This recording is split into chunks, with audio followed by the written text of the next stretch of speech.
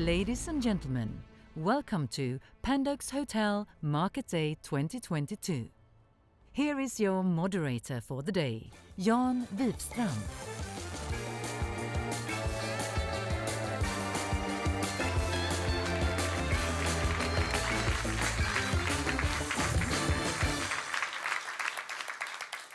Hello folks, welcome to this fantastic event. You've already heard from Petter, a little sort of warming up for this. I couldn't agree more. You must feel so very welcome. We have a lineup of excellent speakers today, fast, substance-filled speakers, and we have a great crowd. It's you, and it's sort of 180 plus out there online as well. We are more than 400 people attending the Pandox Market Day 2022. Did I hear a sound of an applause? Yes. Even if it's a bit dark in here, let me ask the people who actually represent Pandox today, here at present, wave to the others. Wave to the others. Where are you? Just wave a little. Yes, you are from Pandox. Now, I tell you something. This is edition number 27 of the Pandox Hotel Market Day. So I think you should give these persistent people an extra big hand.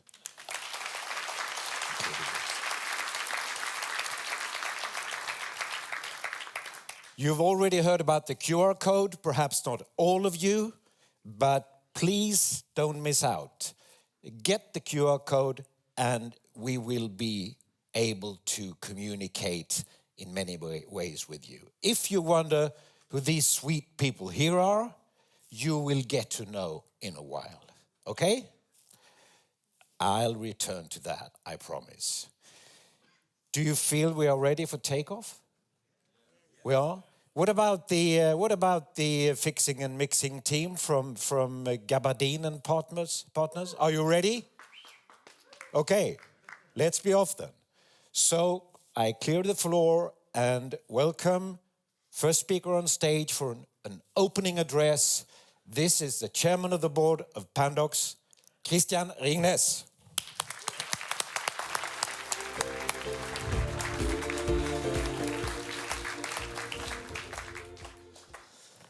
Dear friends, I am so happy to see you here.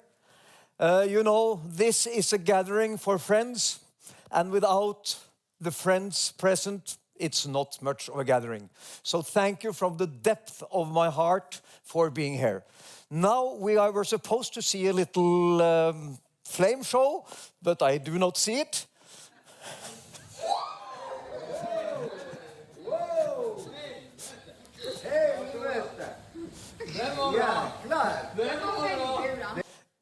You may wonder what this was all about. It's actually me making banane flambé for my children on Sunday.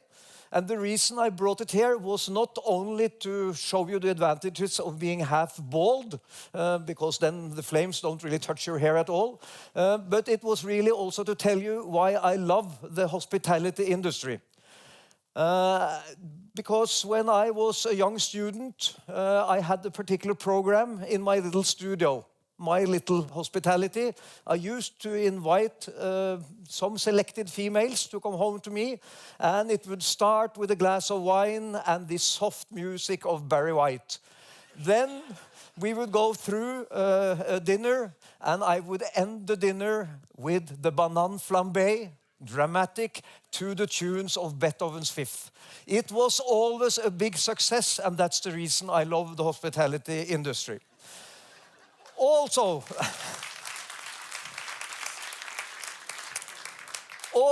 these banane flambés, you saw the big flame, it can symbolize what happened in the hotel market this year. It was really an explosion, both in ADRs and occupancy. Some of you may remember that I was here on stage last year and I put on my sunglasses. And what I said was, when I stand here 1 year from now, I will tell you that the world, the market is so bright that I need shades.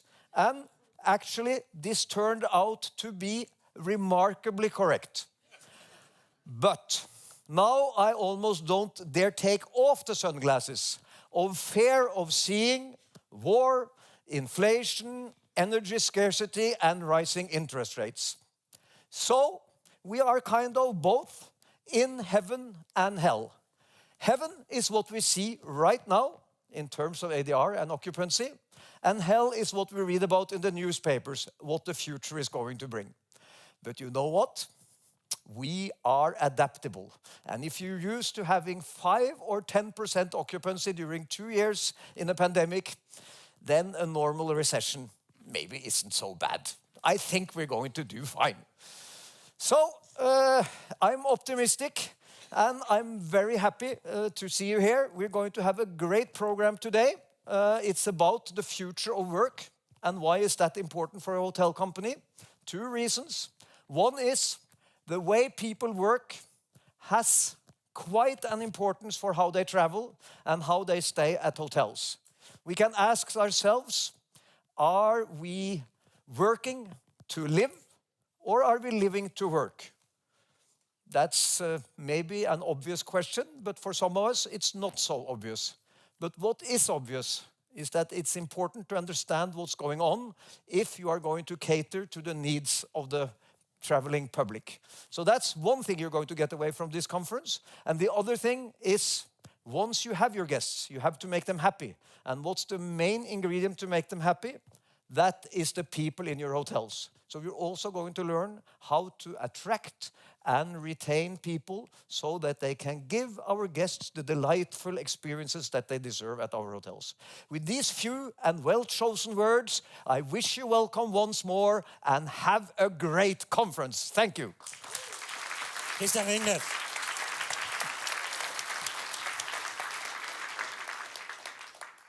You can't run a Pandox Hotel Market Day without getting an actual status update on the situation of Pandox. Please welcome the president of Pandox, Lia Nu.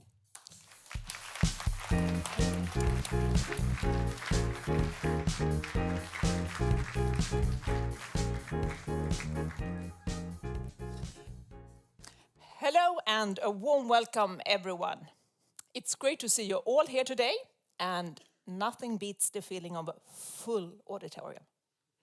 And a special welcome to everybody who's following us on the webcast. And as always, it's a privilege to be here, meeting you and talking about Pandox, the hotel market, and listening to a fantastic lineup of speakers which will follow here. Today's topic, as Christian mentioned, will be broad and strategic for all of us. The future work and what it means for hotels, both outside in, when it comes to products, and inside out, what it means in terms of services. But before we jump into the program, I would like to mention a few things about Pandox. Last time I stood here, also 1 year ago, we were entering the lockdown phase. And it wasn't until late March this year before restrictions started to come down again. And the recovery has, after that, been unprecedented. Overall, occupancy is largely back to 2019 levels, whereas rate has surpassed 2019 levels with a wide margin in all our markets. Leisure travel is strong. Business demand has recovered nicely, while group and event is coming back, improving week by week, day by day. Again, we see large fair trades and fully booked hotels in Germany and overflow in the rural area. Revenge, that's a strong word. So let's put it this way. Nothing beats comeback. Even the ones who said they would never, never, never travel again, they're actually back on the road. And you're actually standing beside them in the security line. And that's okay. After all, we're all humans. And speaking of humans, last year I said that when we look back in 10 years' time, it will be from a stronger position. I am a super optimistic person, but not even I had ever thought that we would come back to a new normal in less than a year. Actually, it's 6 months since the restrictions were eased. Obviously, the world is not without challenges. I am humble about that. But it is a fact. No challenge will be greater than the pandemic. As you know, Pandox strategy during the pandemic has been to be active and to stay open and to plan for a better future. We also remained active with our investments in our existing portfolio throughout these difficult years. In fact, we have invested in 2020 and 2021 more than 2 billion krona in value-creating projects. And so far, in 2022, we invested an additional 600 million. As you know, we have 157 hotels, 15 countries, 90 destinations, more than 35,000 rooms. And we work with more than 30 strong operators and brands in these markets. This is a very, very strong business platform. It enables us to cross-fertilize insights and development projects and to accelerate value creation for the benefit of all our partners, our guests, but also our shareholders and other stakeholders. So let me give you a few examples of some particularly interesting projects that we have been working with for the last 2.5 years.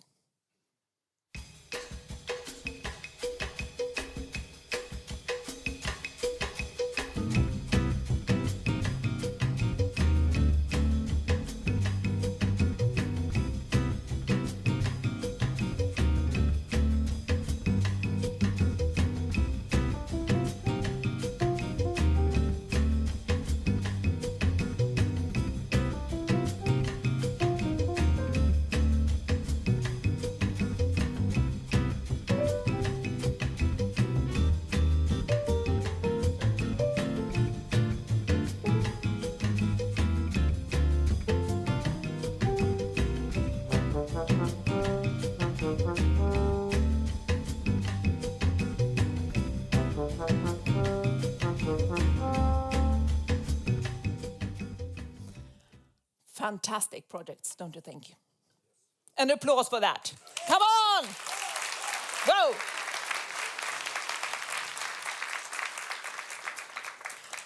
There are 5 common traits between these projects. It's modernization to match current and future travel trends. It's preservation and development in line with the hotel's original design ideas. It's smart and sustainable solutions. It's operational improvements where possible. And it's careful brand development. Although RevPAR is currently at or above 2019 levels in most markets, things have changed under the surface. Or put it this way, same, but different. What's different? People are valuing their freedom much more than before. Work is no longer tied to a physical office location, and feeling a sense of purpose is much more important than ever. And this change is what we will talk about today. How changes in work drives changes in hotels as products, and how changes in work drive changes in hotel as working places. So, ladies and gentlemen, unless Jan has something else figured out, then we should get the program rolling. Absolutely. Thank you, Leah.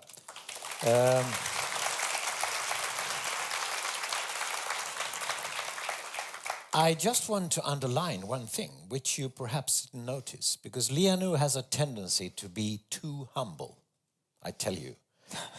Did you see this row of projects?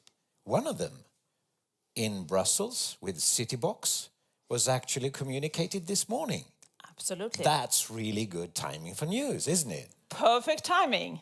Congratulations, Leah. Thank you. And I think we actually have Morten here. Morten Høiseth, are Where you are here you? from Citybox? Are you here? Yeah. Oh, yeah. How good. Congratulations to you as well. Thank you. Thanks a lot. Thank you, Leah. Thank you. Thank you very much. Now, I promised you to explain why we have these guys here looking at refs somewhat, but they are not. They are the Secretariat of the Hotel Market Day this year. This is Anders Berg and this is Caroline Tiveus, and they're going to help with the interaction if you now got the QR code and all that. Please tell us a little, Anders and Caroline, who are you? Why are you sitting here?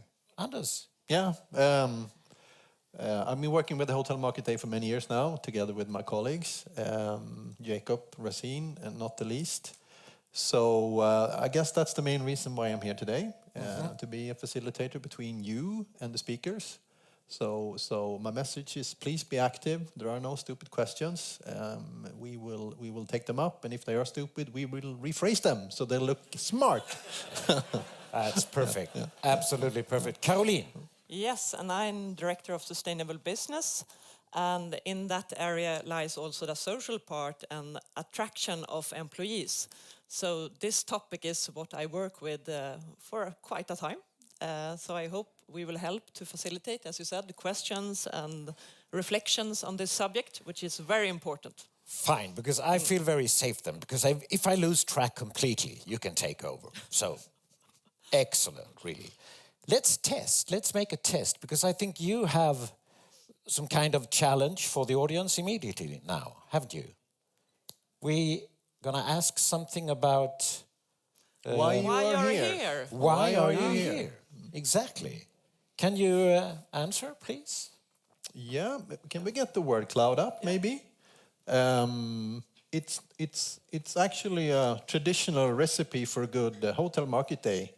So you're looking for inspiration, you are looking for networking opportunities, having fun, interest in Pandox as well, which is a good fit. Yeah. Is there anything coming up? Yeah, inspirations, networking. Yeah, inspiration is the biggest, I would say, the most in common, and yeah, we are hopeful that we will deliver on these wishes. Something very interesting here. Having a nice sleep? No? No, there was none. And we have the stock Fun ticker as well. Yeah. Fun as well. Yeah, that's good. Yes, That's good. we do hope you're going to have fun. Now, don't forget this now. You can use this tool all the way through. And then you, Anders and Caroline, you will pick up the best stuff and deliver. And perhaps comment as well. Sure. So, that's why they're here. Okay. Are we ready for the first speaker, you think? I think we are. Yeah, we are.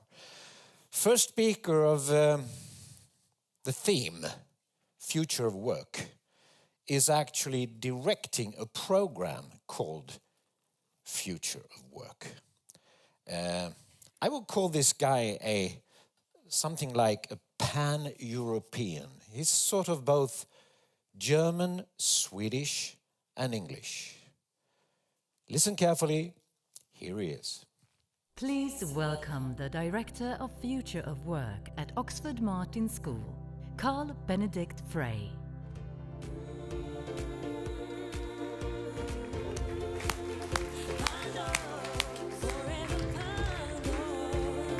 Take it away, Carl.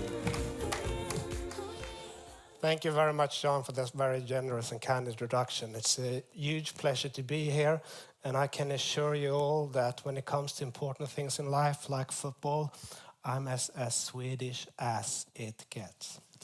Now, besides that, in my spare time, I happen to do some work on the future of work at the Oxford Martin School, which I would like to share with you today, because what we try to do is understanding how digital technology is transforming the world and what that might mean for the future. Now, a few people in this room might be old enough to remember the 1990s when Francis Cairncross, Alvin Toffler, Thomas Friedman, pundits and journalists all over the place was predicting the end of the office, the death of cities, and the demise of business travel. And here we are, 20 years later, the fraction of people working remotely over the next 20 years hovered around 45%, then took off in extraordinary fashion during the pandemic and have now come down somewhat again. And the key question we're obviously all asking ourselves, what does the future look like for the next 20 years? Is there something different this time around, or is it just a lot of smoke and not much new going on? And to answer that question, I believe we do need to understand a little bit of economics, and we do need to understand a little bit about technology as well. Because in the end of the day, why do we cluster? Why do we live in cities? Why is it that most people don't spread out throughout this vast area of space and live by the sea and enjoy their life rather than living in a shoebox in central Stockholm or central London? And one of the reasons for that is obviously the cost of proximity, the cost of moving goods, people, and ideas. And if we look historically what has happened to economic geography around the world, the interaction between those three particular costs and technology can help us explain the vast majority of economic geography trends that we're seeing and have been seeing over the past 200 years. Go back to 1800 and consider what the world looked then. Most people lived in closely knit communities. Consumption and production happened in the same place. Transportation costs were extremely high.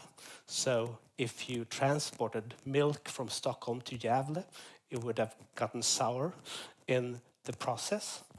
Along comes steamships, railroads, and a revolution in transportation that allows a few places around the world to specialize in the manufacturing of goods and transport them to the rest of the world. That's the first industrial revolution, which takes off in Britain and gradually spreads throughout Europe. And as a consequence of this process, the G7 countries take off. The share of global GDP expands enormously. The share of world trade they capture expands enormously as well. But something then happens around 1990 when we see that this trend of divergence gives way to a new wave of convergence. And what happens around 1990? Well, we have the ICT revolution. Suddenly, with new information and communications technologies, businesses around the world are able to coordinate production at distance, and they're able at the same time to take advantage of vast pools of cheap labor in places like China. A lot of the business travel that we've seen in the 1990s is due to the fact of global value chains, which have spread around the world in extraordinary fashion. And needless to say, if you manage a business globally, you have to travel from time to time. At least that used to be the case. So a lot of the rise in business travel that we've been seeing, a lot of the demand for hotels around the world is linked to the rise of global value chains. Now, a key concern is that global value chains are being dismantled, not just because what's happened in terms of geopolitical tension between the United States and China, but also because a new wave of automation technologies, driven in large part by advances in robotics, are allowing businesses to increasingly automate production and reshore much of that production to domestic markets, and so save transportation costs. And even if you look at China, it's now one of the biggest markets for robots in the world. Even in China, manufacturing employment is in decline. And as a consequence of that, some people fear that this age of the rise of global value chains is gradually coming to an end. And of course, we're only at the very cusp of this new wave of automation. Because as we are speaking today, we're already seeing extraordinary advances in artificial intelligence and machine learning, technologies that promises to transform the world of work much more broadly, besides and in addition to the transformation that we're seeing in manufacturing. Because if you think about it, right, what most robots do is what people have programmed them to do, right? It's what a computer programmer has specified that the technology should do at any given contingency that mattered for automation in the past. But this new range of machine learning technologies, they are increasingly capable of inferring the rules of the game themselves through trial and error, by tapping into the data trails we leave behind. And as a consequence, we're seeing very significant progress in a variety of fields, whether it's medical diagnostics, whether it's autonomous vehicles, whether it's human translation. All of those things are becoming increasingly automatable. And 10 years ago now, we did a study looking at the type of jobs that are affected by these trends. And one thing that we predicted back then was that fashion models are highly exposed to automation. And many people thought this would be ridiculous. How can you automate a fashion model after all? So it's been fun to point out that the fashion models that you see on this picture here actually don't exist. They've been created by what's called generative adversarial networks from thousands of pictures. They have their own Instagram accounts. They're already being used in production. And the same type of technology is actually being used to conceptualize things like hotel rooms, using thousands of pictures and coming up with new creative solutions. So it's not the case that it's just manufacturing that is affected by this trend. It's a wide range of occupations, from sales, retail, hotels, healthcare, and so on. But what most of the jobs that have in common that are most affected by this is that they tend to be low skill, low income. Yes, we can now automate things like document reviews, so it's no longer part of billable hours for lawyers. Yes, we can automate things like medical diagnostics, but it's not going to replace the jobs of doctors and lawyers. The kind of jobs that we're increasingly seeing being replaced are those of people in call centers, those of receptionists, those of cleaners, and those of a host of transportation and logistics occupations around the world. And what that means is that going forward, if low skill, low income jobs can be automated, well, what's the comparative advantage for developing countries who has primarily one thing to offer: big pools of cheap labor? And a concern that many people raise is that this will somehow mean the end of globalization. After all, what we've seen in the financial crisis since then has been globalization, with very slow growth in the share of goods as a fraction of global GDP. But I think this misses something important, which is that the nature of globalization is fundamentally being transformed. Yes, we've seen a stagnation of trade in goods, but we've seen growth in globalization of professional services, although they've been growing from a slower base. And if the pandemic teaches us something, it is that if a lot of jobs can be done remotely from home, they can also be exported and traded. And a lot of people, including myself, have been writing about this for some time, arguing that as a consequence of this, we're likely to see a new wave of globalization, this time driven by professional services, financial activities, education, and other types of tradable service jobs. As I usually tell my students, the future of development looks more like India than it looks like China. And what many then obviously wonder is that where does that leave us then in terms of which places that are likely to prosper and which not from these developments. If we go back, because I started off talking about the 1990s, if we go back looking at what happened since the 1990s, what happened was actually faster urbanization, more clustering in places with huge pools of skilled labor.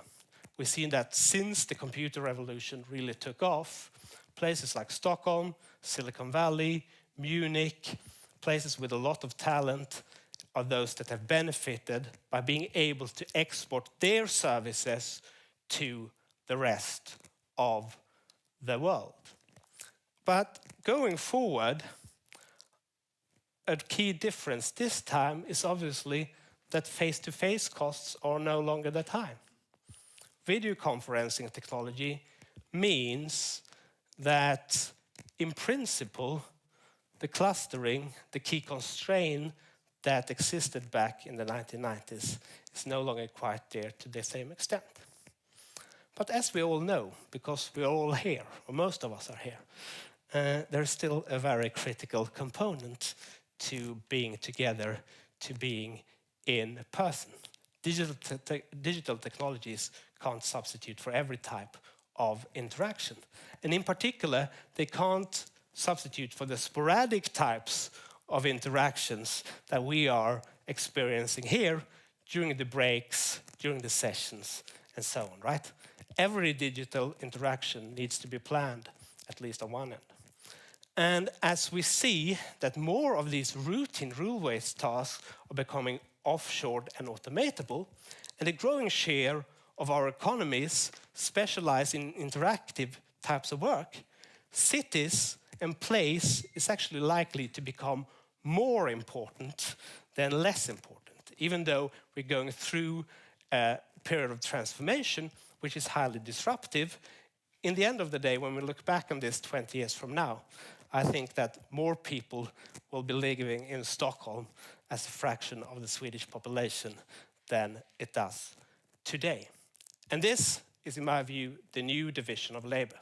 We're going to have some hubs of highly skilled people working in interactive professions, but we're also going to have some secondary hubs in places like India, Philippines, Bangladesh, where people speak good English, where people do much of the work that we offshored, and there's going to be plenty of business travel, particularly between those places.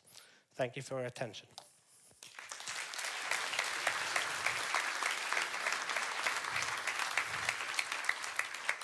Thank you, Carl. So I draw the conclusion that we have no problems at all. I saw the headline. Services are the future.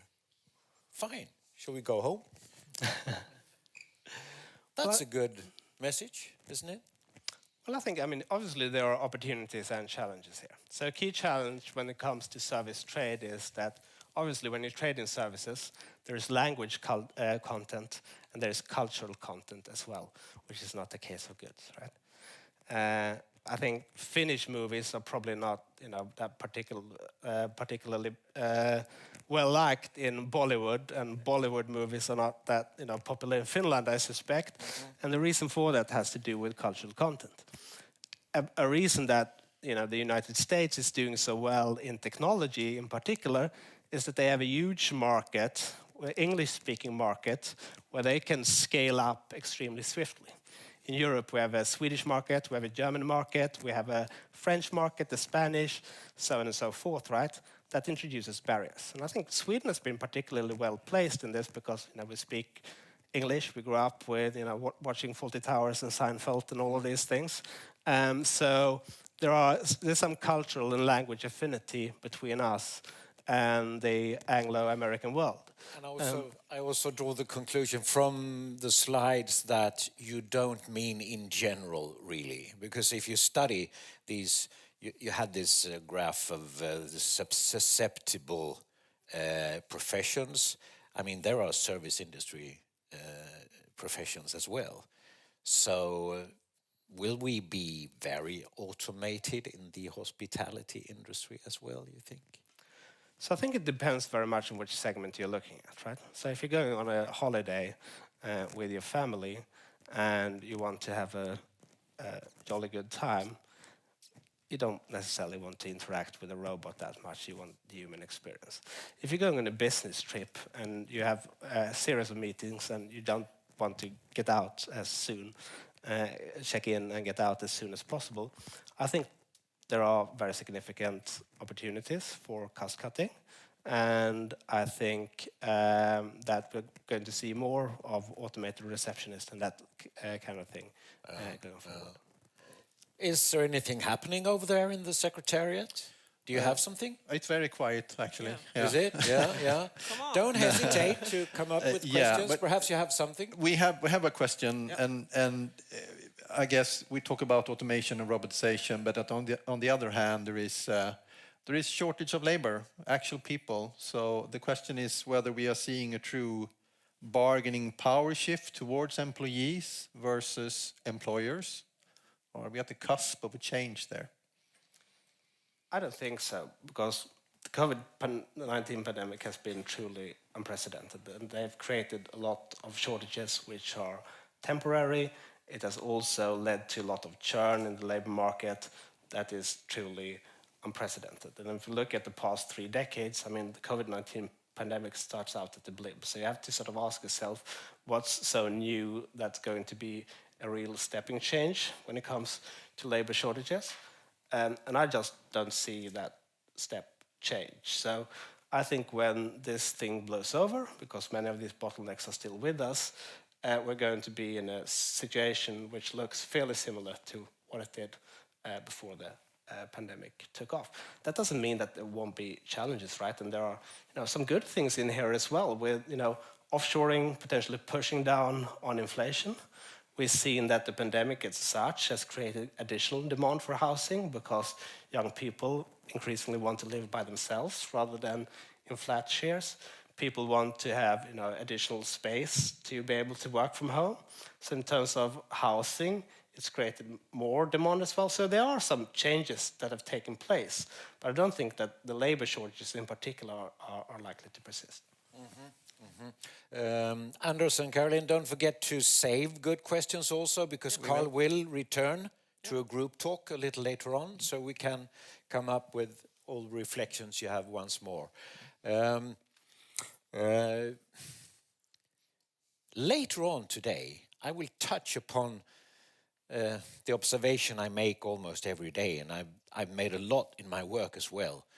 People are sort of resistant to change. You talk about change, the change that happens all the time. But don't we exaggerate a little how fast this goes? Because people don't like change. Well, yes and no. I mean, we like change for the better. We don't like change for the worse. But I do change that threatens the profession or the actual job you have now? No, I think that is definitely true. So if you look back at the first industrial revolution, for example, there were a lot of people rioting against the mechanized factory as it arrived. If you look at the United States today and you look at old factory towns, in particular where jobs have been automated away, people are not very happy about the working lives in general. So that is certainly true. But then if you compare United States to Sweden, to Germany, to France, you find quite different patterns, and these interact with labor market institutions as well. In Sweden, we have quite generous safety nets compared to the United States, for example. Even during the first industrial revolution, in places where the poor laws were more generous, there was less resistance towards automation. So it does depend on which type of job you're in, where you live, the institutions in place to help you transition.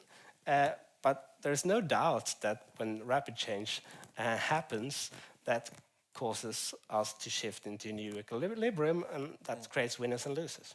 Carl, you remember I mentioned when I introduced you, I said that you're a real pan-European citizen with your background.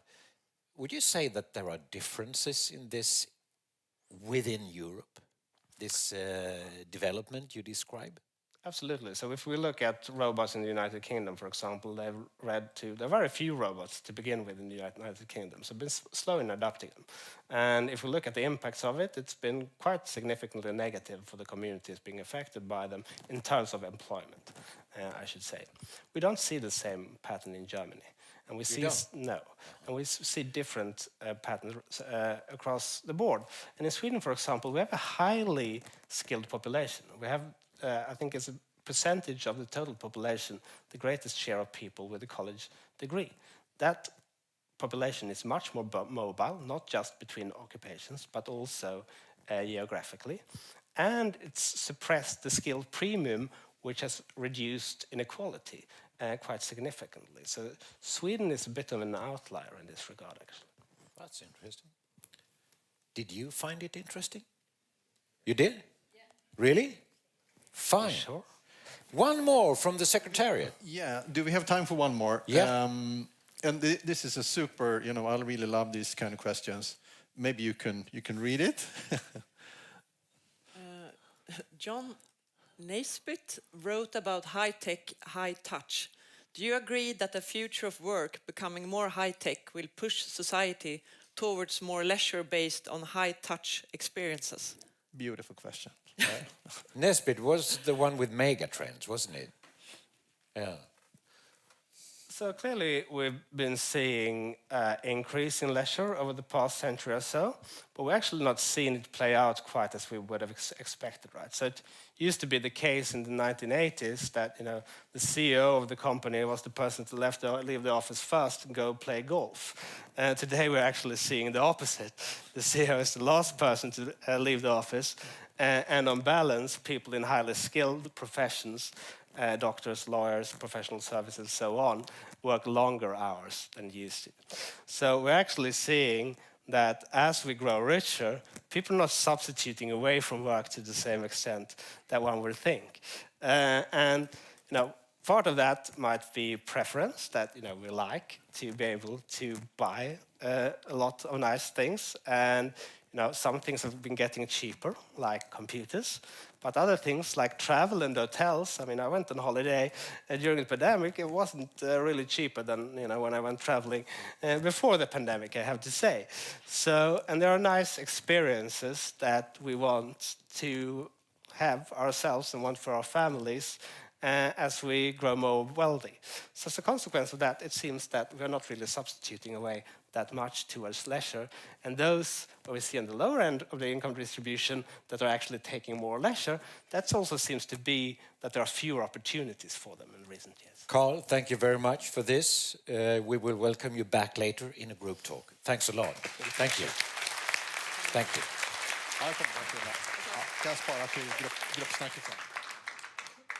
Some of the changes in the work life we encounter, we hardly notice, or we forget them very fast. You need professional observers and analysts to describe this process.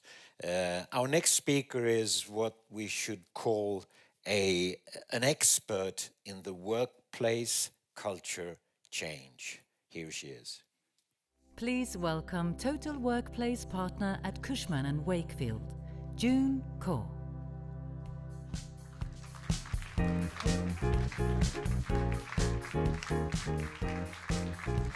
It's all yours here. Thank you. All right.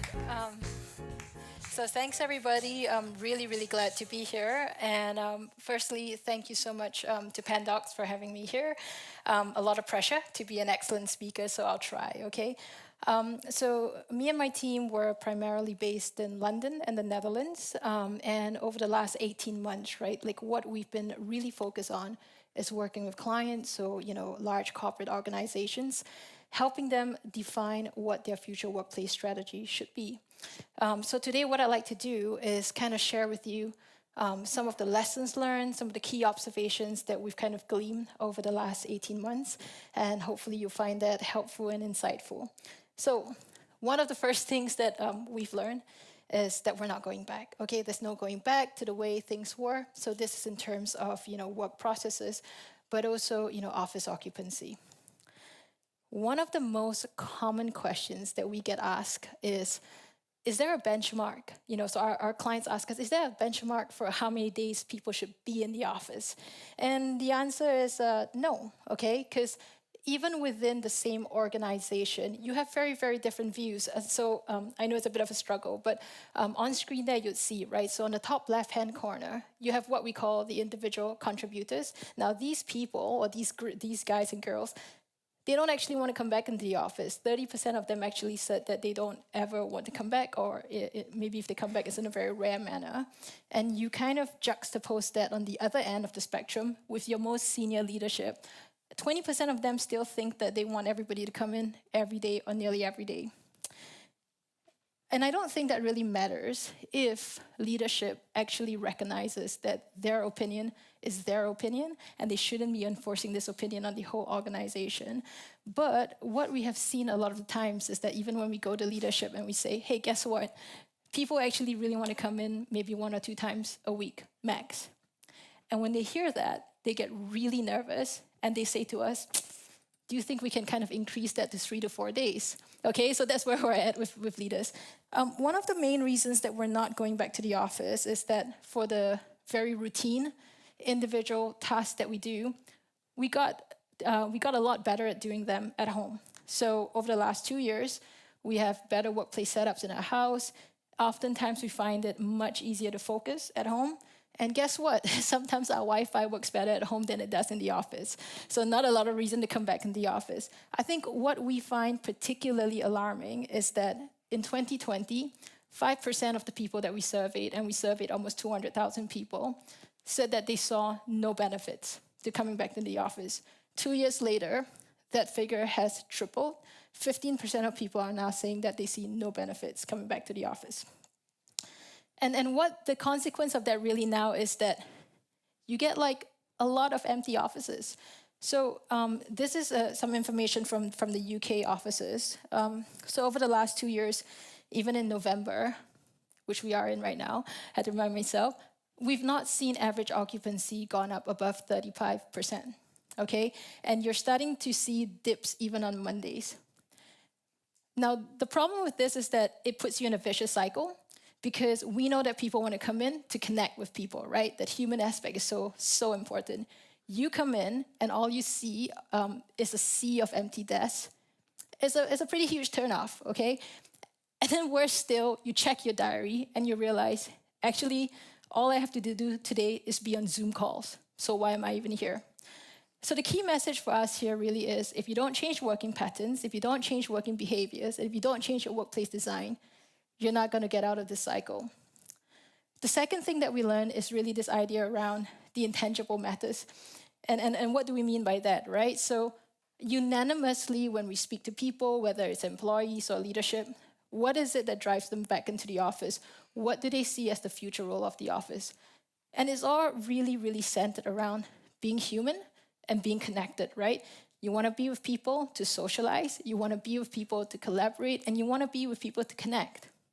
So if you really take that take that to heart and start to design out your offices and what their workplace experience should look like, it looks very different than it did 2 years ago. I love this slide, so I'll tell you a little bit more about it. One of the things that we learned very, very quickly is that we shouldn't be designing anything based on the leadership view.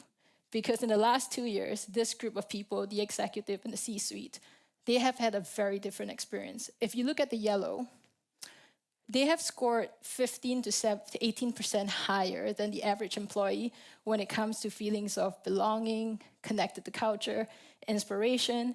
And then you look at the managers, and they're really struggling. They're struggling with work-life balance. and they're struggling with, finding time for themselves to focus or just to get away from work. So the experience is not equal. And if you only design your future workplace strategy based on what the leaders or the decision makers tell you, it's not going to be a good one, okay? So what else have we learned? We've learned that choice and autonomy makes a real big difference. We found that employees who felt that they had the choice, either in terms of where they worked or when they worked, just did a lot better when it came to, feelings of connectedness, bonding, collaboration, focus. And when employees actually feel that they had the choice in terms of like schedule flexibility, they scored on average 40% higher than people who felt that they had no choice. We sincerely believe that the future of work is bigger than buildings, right? Again, when we first start our conversations with client organizations, people get very fixated on this idea that hybrid working is about working from home versus working in the office. The truth of the matter is that you are going to be working across an ecosystem. We see that, primarily there are 3 models of hybrid working. On the left-hand side, the pinky circles, is where most organizations are today, right? So, you tell your employees, okay, we know for employee experience, go and work from home one or 2 days a week. Okay, do that. But everything that's important, everything that's valuable still happens in the HQ. It's still the mothership. Okay, so everything revolves around it. You have companies who have kind of veered off to the right-hand side that said, you know what, we've done fine. We know how to do this. Remote working works for us. And actually, it gives us a much bigger advantage competitively. So let's go there. We're not saying that there is a right or wrong model. I think what the key thing here to note is that you have to be intentional about which model you want to adopt for your organization, because then it drives the kind of workplace culture you need, the kind of work processes that you need, and even the kind of technology that you invest in to make sure that your organization and your people do well. Regardless of which model you pick, one of the things that we're pretty sure of is that work is spilling outside of the office building. Okay, it's spilled out into a vast ecosystem, which may also include hotel buildings.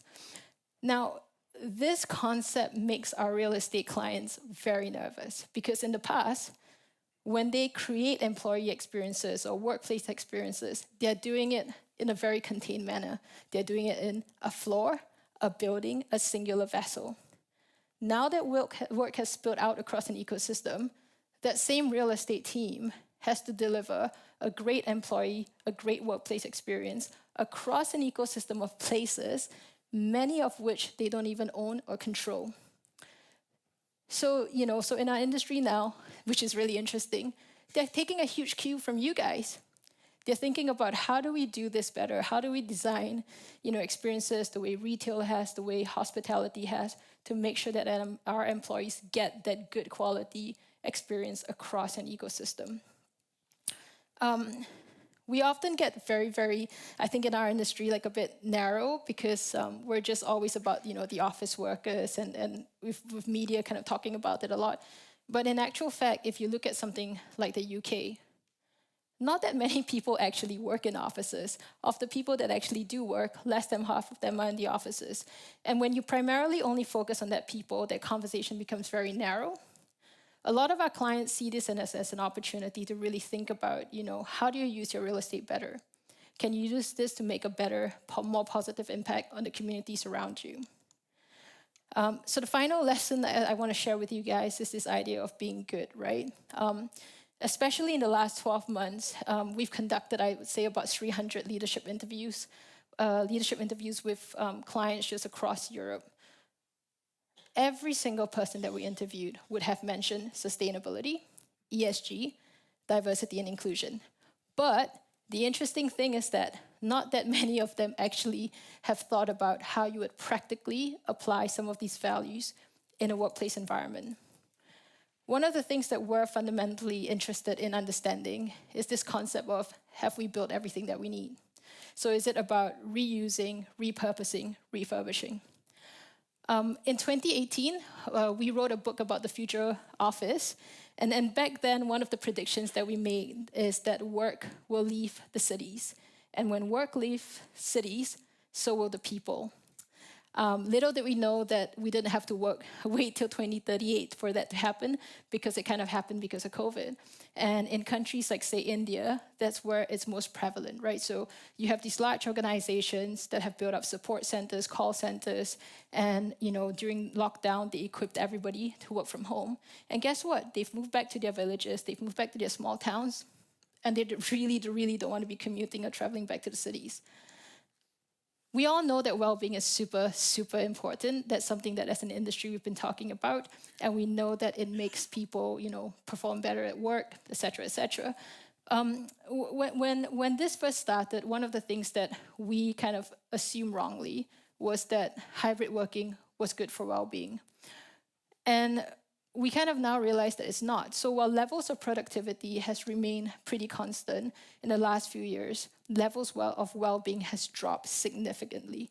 Now, what that is telling us is that there's a massive misalignment between organizations' hybrid working strategy and what and how people actually really work, right? And if we don't solve this now, this is a massive red flag for a crash and burn. People are going to burn out, and then organizations are going to suffer. The last thing that I just want to share with you guys is something that our team cares about a lot, deeply. One of the big things that we're going to try, that we're trying to do and we're trying to do well, is this idea of designing for inclusion. And it's just a little bit of a lesson learned for us personally. I think when we started on our journey, we thought about diversity in a very physically obvious way, right? So we thought about the things that you can see: gender, race, and physical disability. But that really didn't help us think about it more broadly. So we started to think about what are actually the traits that make us all different from each other. And when you start to list all of that out, the first thing that you realize is that it's so much more relatable and relevant to everyone. So we're in a journey right now, but we're primarily focused on how do we design a workplace experience that is truly inclusive. And it's not just about designing, it's about how do we operate the building, what does facilities management look like, and how do we impact culture and what kind of technology we put in.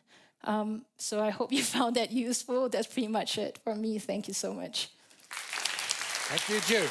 Thanks a lot. All right, Thank you. thanks.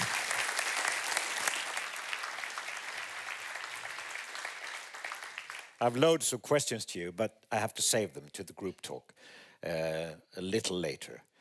I guess most of you, and most of you out there, have recently experienced the problem to find the right staff. Have you? Yes.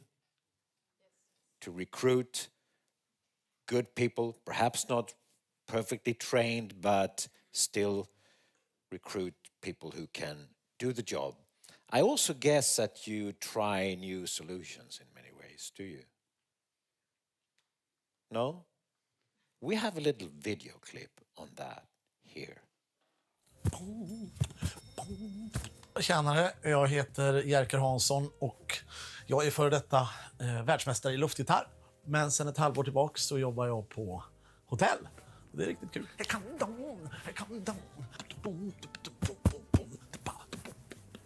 Hello. Sorry. Tjena, förlåt. Lyssna på Mozart. Fan vad man älskar klassisk musik alltså. I would like to check in, please. Ja, att prata engelska har väl aldrig riktigt varit min grej. Tjena Ray. Welcome to hotel. Men ett leende, det tror jag är ett globalt språk som alla förstår. I am the erectionist. Sorry, I'm nude here. So, how can you help me? Do you have a workout room? Yes, you can work outside or work inside. Det finns ju så många fraser och uttryck som jag inte har hunnit lära mig än. One last question. Do you have 24-hour room service? What? 24-hour room service. Ja, du menar rumservice? Yes, And it's 24 hours? Okay.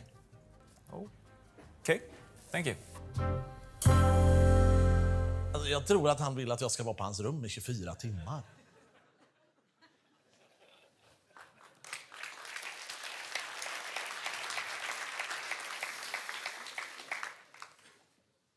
I have no comments. Our next speaker is a man whom I would call slightly disruptive. I had this idea that he is disruptive, and then he tells me over the phone when we prepared this that, you know, I'm a bit disruptive, I just warn you. So I was pretty right. He's also a man, according to an exact quote from their own homepage, a man who enjoys la dolce vita. Here he is. Please welcome the Chief Development Officer at Eden, Eric Jafari.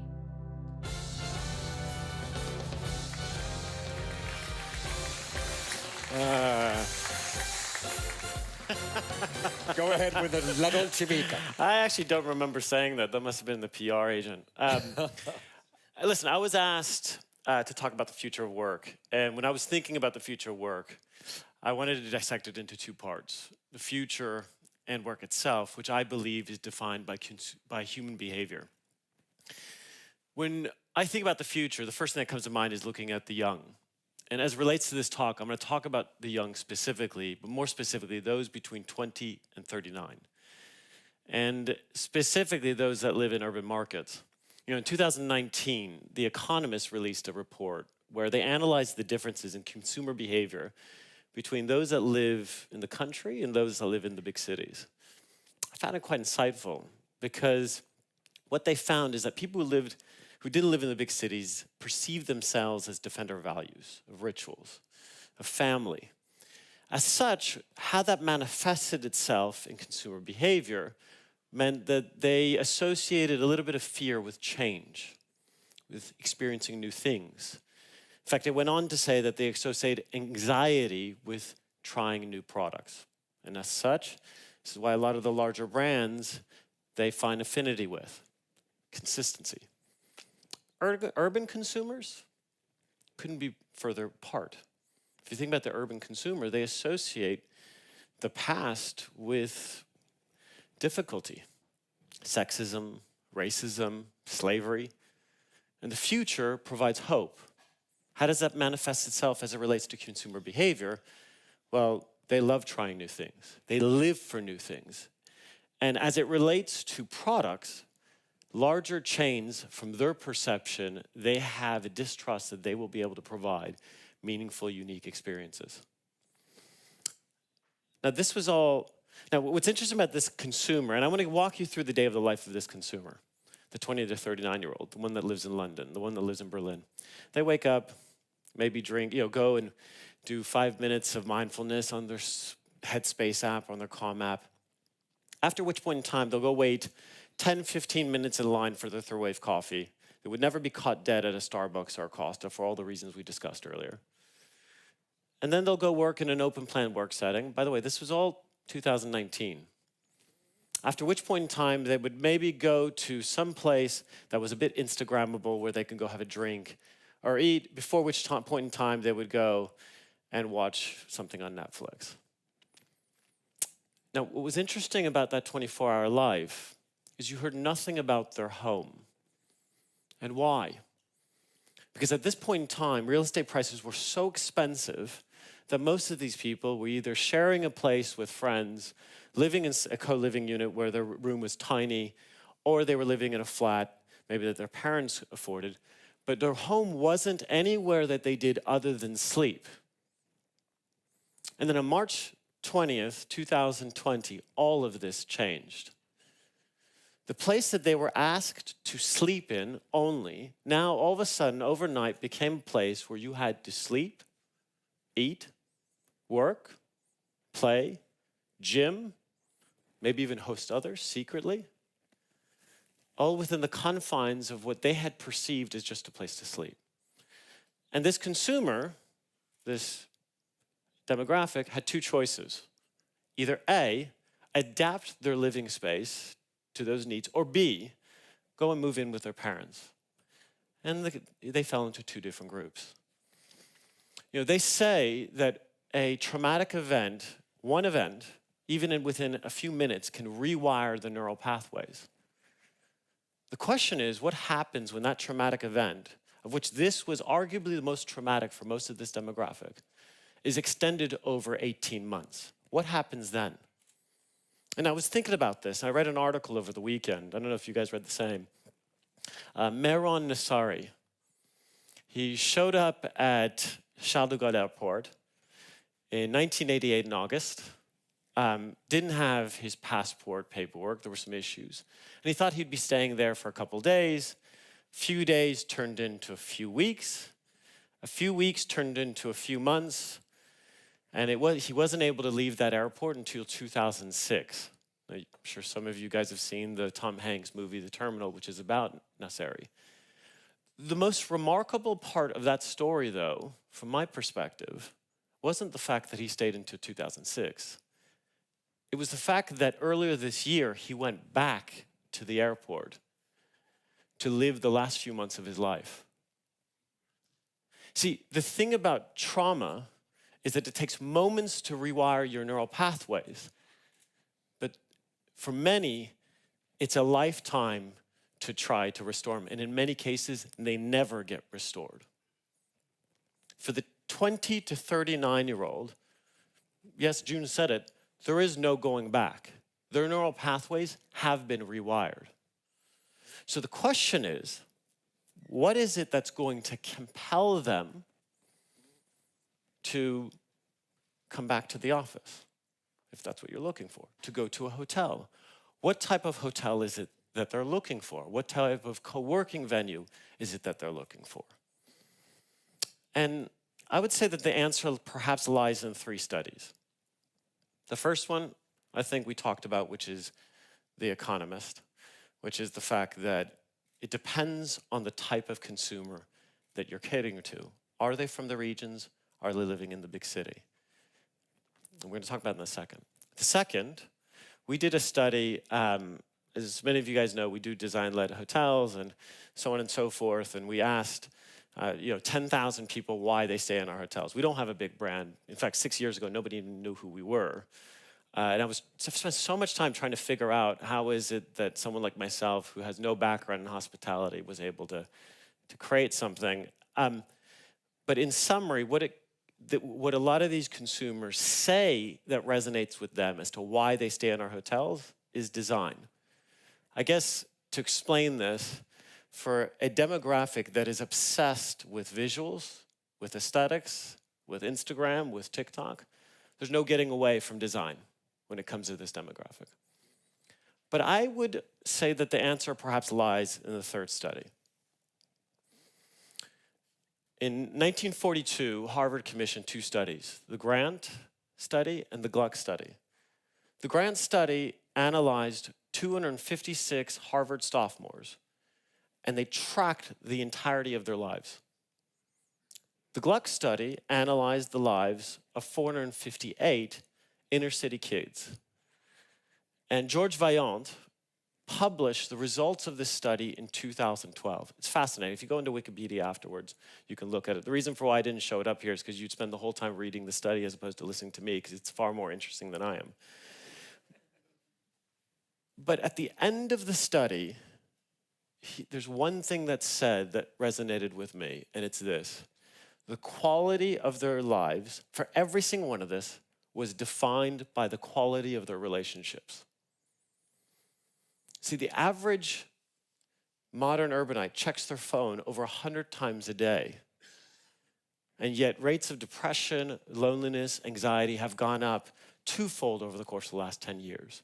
Social media promises connection, and yet we've never been lonelier. And the issue is that Harari says this, we're not designed to be lone wolves. We have this image in our mind as to what life would look like if we went to the highlands, if we lived on a beach in Bali, if we lived in the forest. And it sounds beautiful. But the number of times I've heard friends of mine try that and after a few weeks say, just didn't feel right.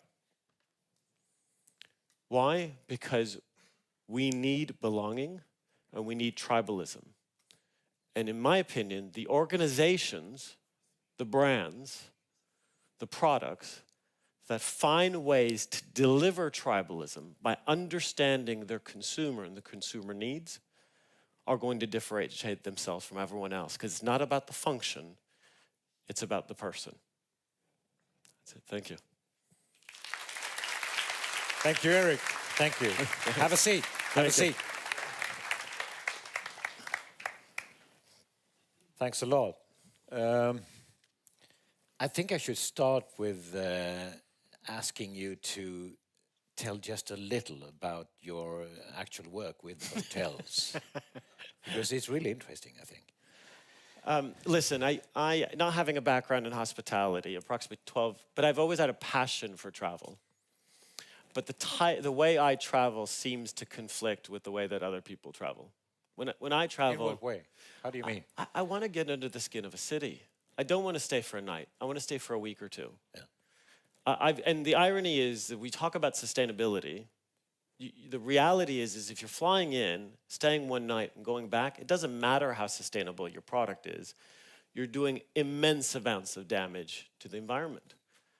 And so from my perspective, the greatest thing that we could do from a sustainability standpoint is really create a product that compels people to stay as long as possible and get under the skin of a city. And the challenge is, and I know I'm going to upset a lot of people here, apologies, I appear to be very good at this. The issue is this, is that if you stay in a hotel room for more than 4 or 5 nights, it just feels weird. You go buy something, you put it in the fridge is tiny, you order Deliveroo, you're sitting on your bed trying to eat Deliveroo, you want to work, but you're staring at a wall while you're working. And I just, not having a background in hospitality, I was like, this doesn't feel right. I want to, first and foremost, I'm experiencing loneliness. I want to go meet people, but I'd like to meet locals. Being from London, I do care about my coffee. I happen to be one of those people that's obsessed about third wave coffee. I don't want to go to Starbucks or Costa. I'd like to go downstairs and work in an open plan co-working setting that doesn't feel sterile. And I care about design. I guess my father was a lead architect for Disney. And you're also involved in designing hotels. You must tell something about that. Yeah, so once again, I have no experience in it, but I guess I'm just passionate about it. But I realized very early on that restaurants appeared to be far more effective in delivering meaningful experiences as it relates to design than hotels did. So when creating this idea of what is it that would resonate with this demographic, I threw out the rule book and I said, okay, I'm going to put kitchens in every one of the rooms because that'll compel someone to stay in the city, maybe go to the farmer's market, maybe meet the locals, maybe meet a local chef to teach them. I have a living area where you can lounge, have a table and chairs where you can actually have a nice meal, maybe have a wine shop downstairs where you can pick a bottle of wine. The difference being is that unlike Airbnb, I still want the community. I still want to go upstairs to the cocktail bar and meet people. I want the co-working space down below. I want the gym. And so I created, I guess, what would be perceived as a village from the eyes of this modern consumer and put it under one roof. And instead of hiring a hotel designer, I went and hired a food and beverage designer. And what I found is they're 10 times cheaper. You get the principles that I've never done a hotel before, and what you get is something really quite unique. Okay, I think I will return a little to that question a little later about how hotels and offices might be the same in the future. I don't know. I wanted to return to you now, June, because I've seen so much research about this issue, about that the office is out, or the office, we are not that reliant anymore, as you express it. To me, it's kind of transient. To me, it's kind of some things people say, but they don't live that way. Am I wrong or right? Look, I think like for us, like, I work for a real estate company, right? So I can't tell you, of course, I don't believe that, the offices are going away forever. I think the important thing here is that, physical place, environment, as a human race, it will always have a prevailing significance to our lives, right? But if you don't step in now and rethink what the role of that corporate physical thing is. So let's not even call it an office anymore, okay? Every corporate organization wants to have this physical thing that all of its employees could feel a sense of belonging that belongs to everybody. And that place just doesn't really look like an office did 3 years ago. So you really just have to reconsider what is it that you're going to get people to come in to do. And if everyone's telling you that the most important thing for them right now is to be with each other, to make meaningful connections to each other, trust me, that doesn't look like rows and rows and rows of desks. So what should it look like? Okay.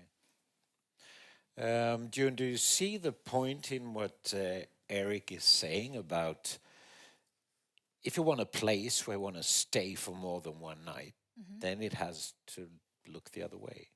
The combination of work and living and sleeping.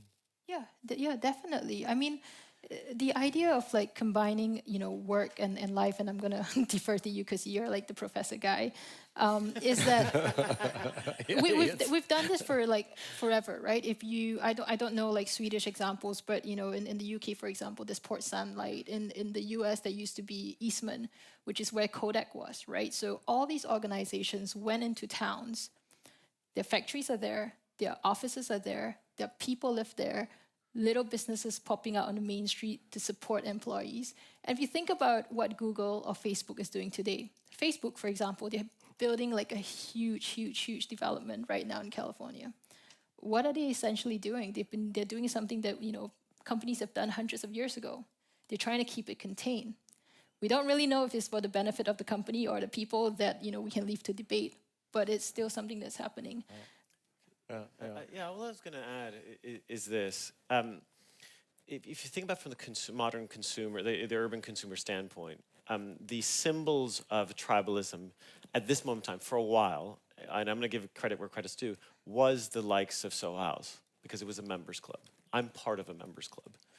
And what's happened is this: if you look at what the likes of WeWork and some of the other and lifestyle hotels have done, is they've taken some of the visual features, the symbolism behind that environment, perhaps what was perceived as a restaurant, and they've kind of applied it to the hotel.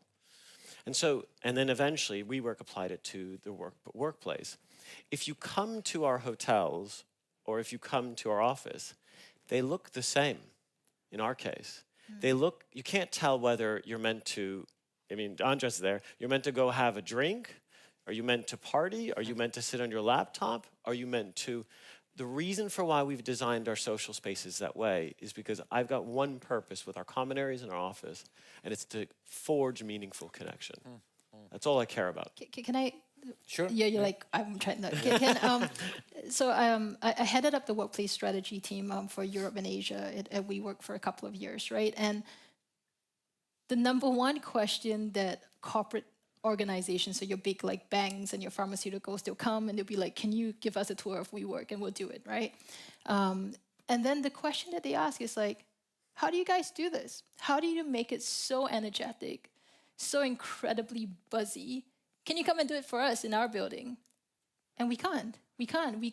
Even if we put in the exact same design, you just can't do it because you can't physically change their workplace culture, the inherent like hierarchy, the bureaucracy of these organizations by just physically changing the place. And then you kind of realize that like actually the key elements of it really boils back down to culture. It boils down to behaviors. And I think, the president said something I think really, really important in her opening, which is like people are looking for a meaningful connection and purpose. Okay? And that doesn't just exist in a physical way. Okay, thank you, June. Soon I want some help from the Secretariat, if you have something, because I'm going to change track completely in this discussion now. Do you have anything now already, Caroline? Yeah, I'm very interested in the leadership role now in this new setting, with remote working place. It's new actions that will be needed. Do you have any suggestions here, you know, how to adapt to the new. Let Carl start with that. Well, first of all, I think it really depends on what you produce, right? So if you're a manufacturing company, you're churning out the same goods day in and day out, right?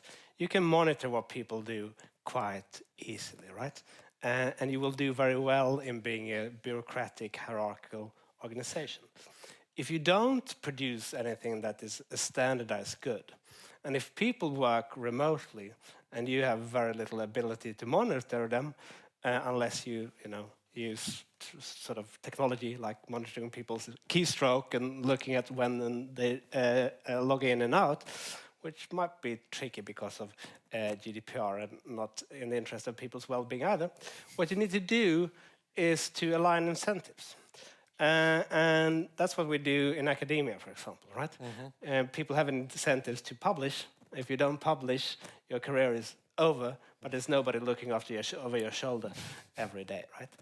In similar fashion, as people start to work in a more distributed manner, what you will need to do is to change incentives so you rely less on monitoring and you rely more on bonuses and you rely more on variable compensation in general to give people the autonomy they request. So with autonomy, though, I have to say, comes responsibility. And when you look at people that are self-employed, for example, they're more content with their working life, but they're also a lot more anxious because obviously if you're self-employed, you don't know what the next month is going to look like. And if you work in a flexible manner and rely more on variable compensation, I suspect you're going to have the same sort of trade-off. I surely know what you mean, Carl. I know what you mean. Changing track completely. This is my weird question is based on Carl's presentation earlier, but I'm sure you all have an opinion about this. Who owns the future? Is it the nerd or is it the multi-talent? Do you understand what I mean? The generalist versus the nerd? Yeah, yeah. Who is really prepared for the future here now? Who is it? Even in the hospitality industry. Do we need the real specialists or do we need the generalists? What do you think?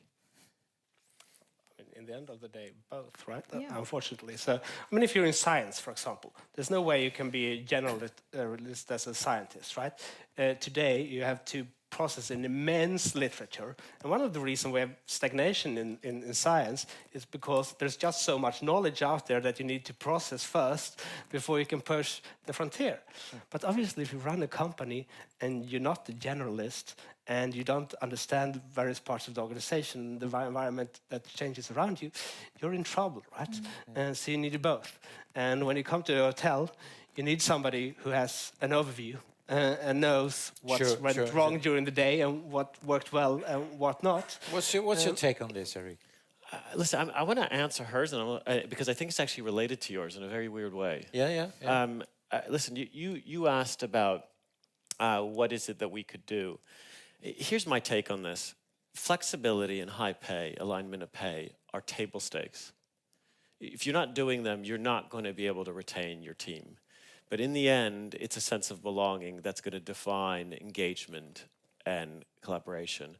And in order to provide that sense of belonging, you need to know who it is that you're catering to from a consumer standpoint and from a team standpoint. And if you can create a product that caters to both, you've hit the jackpot. Because then your consumers and your team members are the same.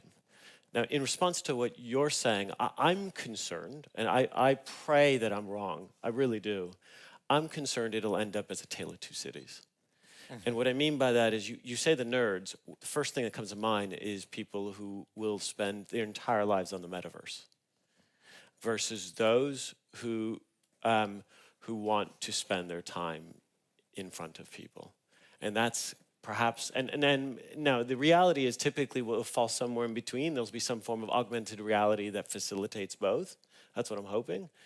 But I think that you might end up with both dictating where we'll end up in very different places. Caroline, wave if you have anything more. Otherwise, yeah. Yeah, Make it just a quick one, because I have another one that I have to ask also.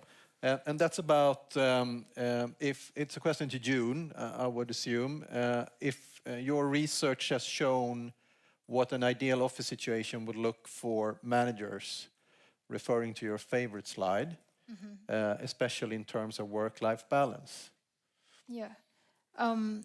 I really think it's back down to the whole thing around work patterns, right? I think we picked up a lot of bad habits during COVID. So say, for example, before COVID happened, and this is a very simple example, you didn't have back-to-back meetings, okay? That wasn't just like, it wasn't a natural thing to do because you can't, because you actually had to walk somewhere else to do a meeting. You actually were in an office where you had to give time or carve time out to talk to people around you. One of the craziest things that has happened during lockdown is like you would immediately get off a call, you're probably 30 seconds late to your next call, and you're always apologizing at the start of the next call. Okay, we do that so much. That leaves you with absolutely no breathing space to do the things that you have to do as a manager. And if we don't change that work pattern, again, we're fundamentally stuck. And then there are obviously, the obvious things, right? Like a lot of people, and I think back to the question around, managing people, there are two things that leadership and managers are worried about. One is performance. And actually, that's the easier thing, because when you start to quantify what good performance means, you can easily manage that, right? So for a lot of professional services, that's billable hours or operating margin. You can measure that. The second thing that they're so afraid of that you can't easily solve is that there's a feeling that people are becoming a lot less connected to the company culture, but you don't know what to do about that, right? But that's because we're so stuck in a mindset where we relied on seeing each other, observing norms. So I would see how Eric or Carl speaks to, a boss or each other, and I'll mimic that, right? And you just kind of build it out where everybody kind of just like picks up, behavioral cues, you do that. When you're set in a room half the week, you miss out on that. One of the most interesting things one of our clients said to us is that all the people who started working for us during lockdown, all the graduates, think that we're incredibly conservative, hierarchical, and just a bunch of old guys. And that's completely not true, because they've never seen us hanging around the tea point. They've never seen us just like grabbing a coffee, or that the fact that our offices, our doors are never closed, but they don't know that. So how do you replicate that in the hybrid world? I think it's like the big thing to solve. That's interesting. June, time's running, but I have one that I really want you to answer, all three of you. This trio, all of them, live in the London area, right? London vicinity, at least. Oxford, in the middle. I want you to tell me that if you look at the world with the future of work eyes, and you shall move to another city, and you should enjoy and experience work in the future in your own way, where do you move, June? Are you trying to get us to see Stockholm? That's an answer, absolutely. Carl? Well, as much as I love Stockholm, I do think it's probably London or New York, because what's happening is that we are getting much more mixed in terms of the populations that we see across the world. People are becoming more mobile. Stockholm is still a Swedish city. Paris is still a French city. Berlin is still a German city. London is a truly international place, and it's truly the only international place in Europe. So you choose London. But you were not allowed to choose London. New York. New York in that case. Well, I guess, Eric, you have quite interesting answer on this. I think so. I've changed my mind. You did? Yeah. Okay, tell us. I mean, I've gone back and forth on this. My original response, if you recall, was Austin, Texas. Partially because as a result of kind of this remote work ecosystem, you're seeing a migration to a better quality of life for cheaper. The fact that I can be compensated but work within a sunnier climate, but still get my sense of belonging by knowing that like-minded people are living in the likes of Lisbon or Austin. So you're seeing migration of these, people used to call them hipsters. I don't know if we should call them hipsters anymore. Yeah. But I think the second answer to that would probably be Singapore. That's interesting. Because there's so much of a geopolitical shift happening in the world, I feel like not by having a finger on the pulse as to what's happening in East Asia. We're going to test that answer on another speaker after the break. Yes, we will. I'm a bit late. Eric, Carl, and June, thank you very much for your speeches and also the conversation. Thank you, Secretariat. We'll be back to you after the break. And it's time for a break now, because when you have intelligent conversations, I get tired. Did you? Yeah. We need a coffee break. We have a great program after the coffee break with some interaction again.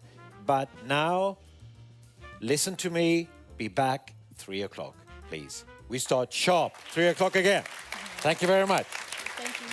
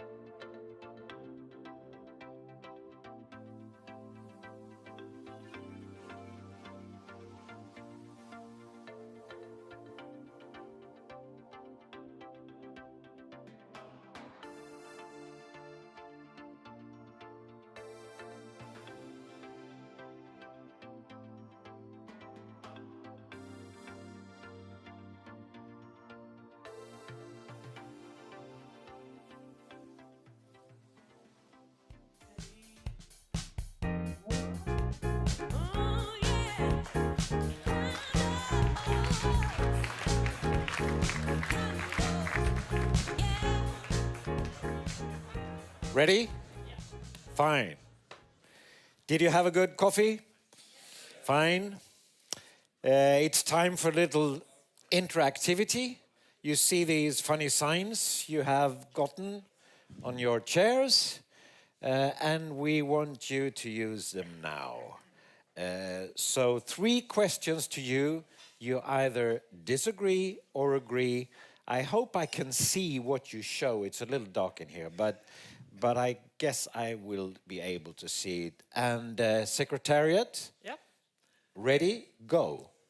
My employer gives me enough flexibility to meet the needs of my personal life.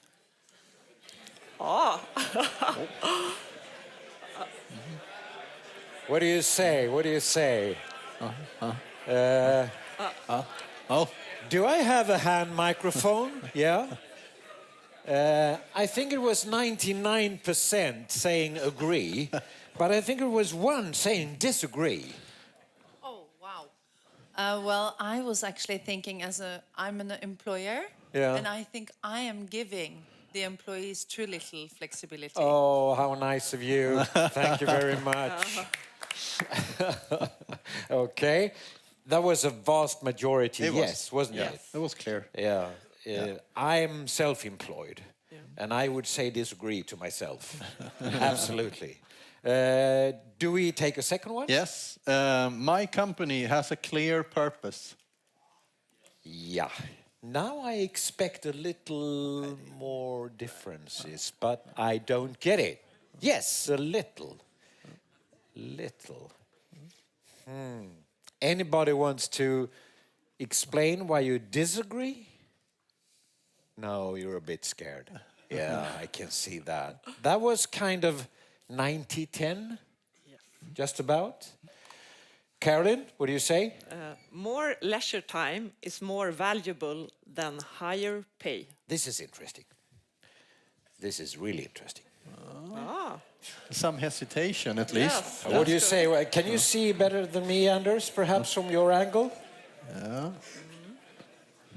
Here's still a great majority for green, but there's more red, really. Umran, I see you disagree. Yeah? Maybe it's correlated to the actual pay you already have. Isn't it quite interesting that the chairman of the board of Pandox disagrees, isn't it? What do you say, Christian? Well, I'm in this to make money. Okay, perhaps we use them some more time later on, what do you say? It worked fairly well. People were a little afraid of disagreeing, but yeah, we'll see. And I know also that in the Secretariat you have loads of questions now that have come in. The stream has sort of increased during the event. But now we're going to go on with the program, do we? Fine. I said about Carl Frey that he's a real European.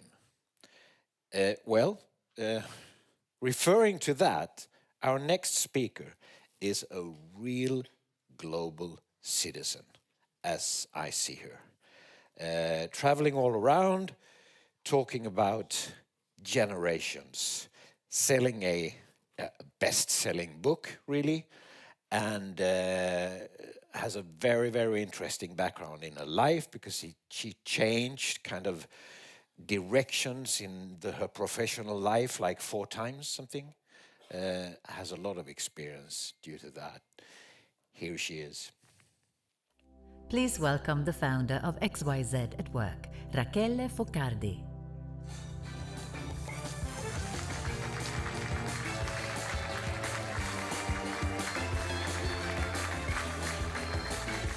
So welcome. Thank you so much. The floor is yours. Thank you so much, Jan, for such a wonderful introduction. And thank you to Pandox for bringing me here today to talk about a topic that is been one of my biggest love affairs over the last 20 years. I am a big fan of generational diversity. I am a big fan, I come from Italy, so we are, we have big families, we love to spend time together and learn from each other. And I believe that there is a lot of value in bringing together the knowledge, the life experiences, and the skills of the different generations. Unfortunately, in the workplace, most of us are not equipped to work with each other. And there's very, easy and explainable reason for that. But generational diversity has become now more than ever, I believe, any organization's competitive advantage. So I only have 15 minutes. I would love to talk for 6 hours about this. So I will try to keep it brief as much as I can as an Italian. Jan, don't worry. But I would like to walk you through some of the insights that I have collected over 18 years of experience working with close to 1,000 organizations over 4 continents and supporting companies in really understanding and unleashing the power of intergenerational collaboration. So why is generational diversity so important right now? Why are we hearing so much about it? Well, there's a few things, obviously. We have big demographic shifts. You have countries that have, very young workforces and aging workforces. We have, for the first time in history, 5 generations working alongside each other. You see them here, labeled in colors. Baby boomers, Gen X, millennials in yellow, and Gen Z in pink. We also have many traditionalists still in the workforce and going strong, but those who are still very close in age to the baby boomers. So for the purpose of this, I will keep them together. So what this means is that organizations need to be able to create the best possible environment for a vastly diverse group of people. We also have a new era coming up. We have Gen Z, an entire new generation, the new kids on the block, that are really transforming the way organizations operate, both as businesses and as employers. The other thing that's interesting is that there's a lot of talk about the Great Resignation lately. And what business leaders fail to understand is that there is a direct correlation between a non-harmonized multi-generational workforce and people leaving the company. And we've seen it even more during the pandemic, right? During the pandemic, people lost control, lost a sense of agency. They lost connection with each other. Communication between generations started to become complicated. We saw the XYZ divide syndrome, where we don't really understand each other. We start to reevaluate our lives and priorities. Business results suffer, and ultimately people leave, with the younger generations most likely to leave. And not understanding the direct correlation between, generations that understand each other, value each other, and workplaces where everybody feels equally valuable and able to contribute, and people leaving, means that organizations and business leaders are missing out on the opportunity to help their employees reconnect, re-energize each other, and redefine the way they work through understanding and collaboration between generations. One thing that I think we can all agree regarding the pandemic is that COVID has shown us that the interconnected problems that we will increasingly be facing in society and in business simply cannot be addressed through the hierarchical and traditional way of doing business, but that it will only be by being able to combine the creativity, the tech savviness, the ambition and energy of the young generations alongside the incredible and invaluable wealth of experience, knowledge, wisdom of the generations that came before them. And companies that can really bring these two together will be able to see a level of progress that we have not seen before. Those who cannot do that, well, it will be a matter of merely surviving. So what does it mean for business leaders in a multi-generational workforce? What it means is that you have to be able to, guide people digitally in real life business situation, which means you're going to have to be able to think about, how to manage people, adopting progressive strategies to keep them engaged. You're going to have to think about, as we've heard from our incredible speakers earlier in the day, how to organize these people together. So shifting office norms to make sure that people can truly collaborate.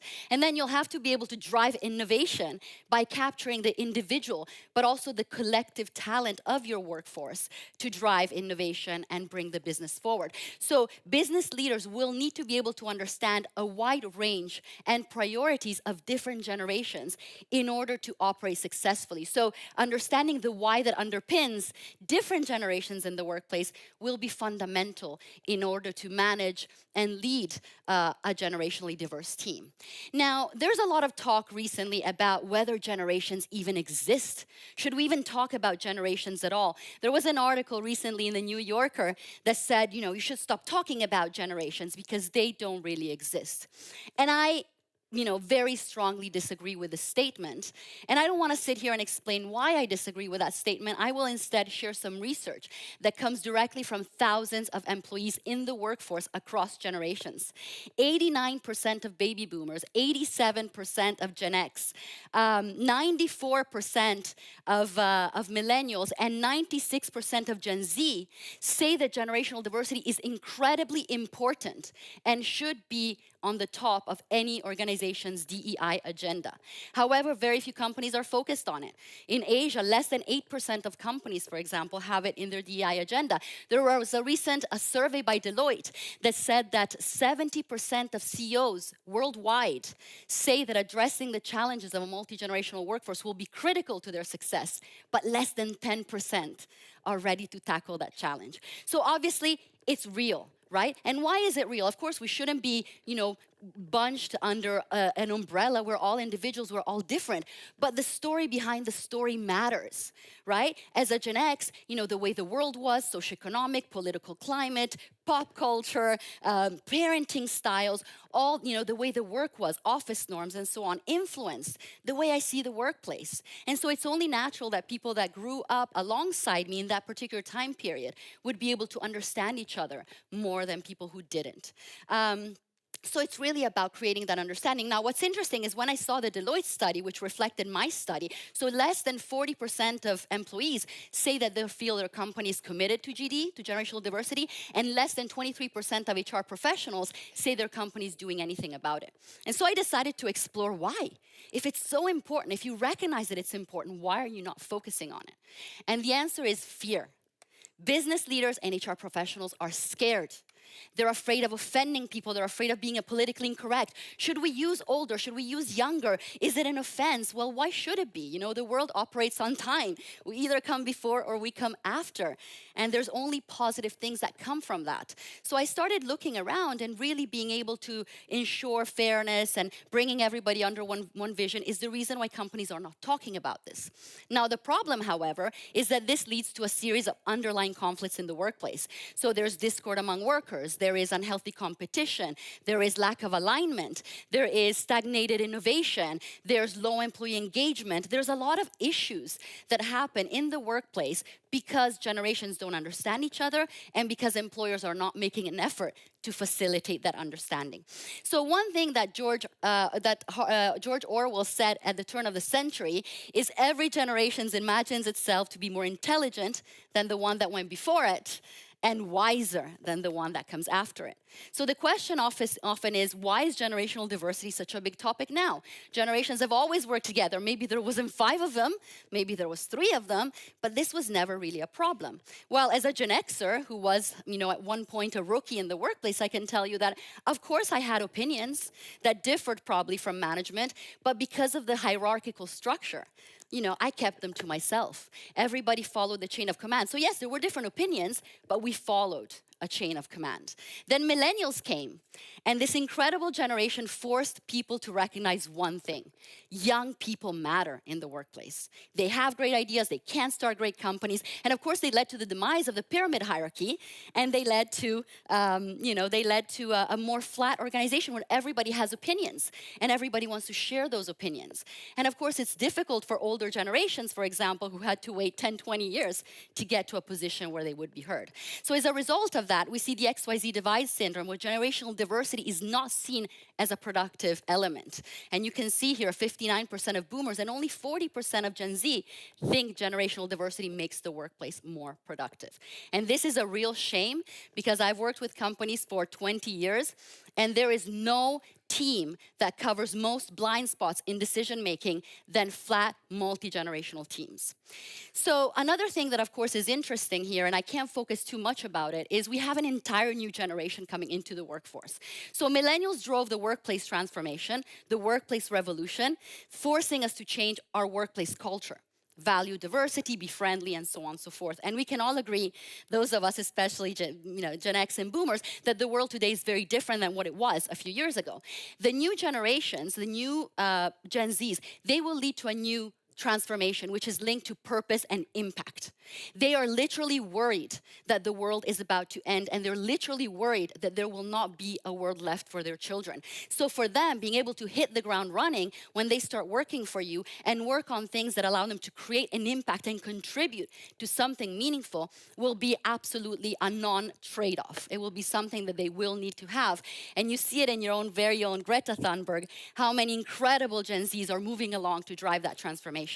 But unfortunately, because of this misunderstanding and the fact that generations don't know much about each other, there is a lot of intergenerational conflicts in the workplace. You guys have probably heard about okay boomers, this term that I hate, that is meant to dismiss the out-of-date supposed opinions of older generations, and also this strawberry generation, this idea that the new Gen Zs are so fragile, and because they don't know hardship and they haven't experienced the need to survive, then they're not resilient, as if survival depended on trauma. No, it doesn't. You may have survived, but you have trauma that lasts a lifetime, while psychological safety is actually what leads to resilience. So one thing I'd like to ask you today is never to use these terms ever again, for one. But basically this idea that the older generations are resistant to change, they don't want to, change the world and don't want to encourage them to do so, and that the young generations, they don't value experiential input, they're so fragile and so on. This is a lot of bull. It's not true. There is so much that we don't really understand about each other, but because of that, as you can see here, intergenerational conflicts in the workplace are very common.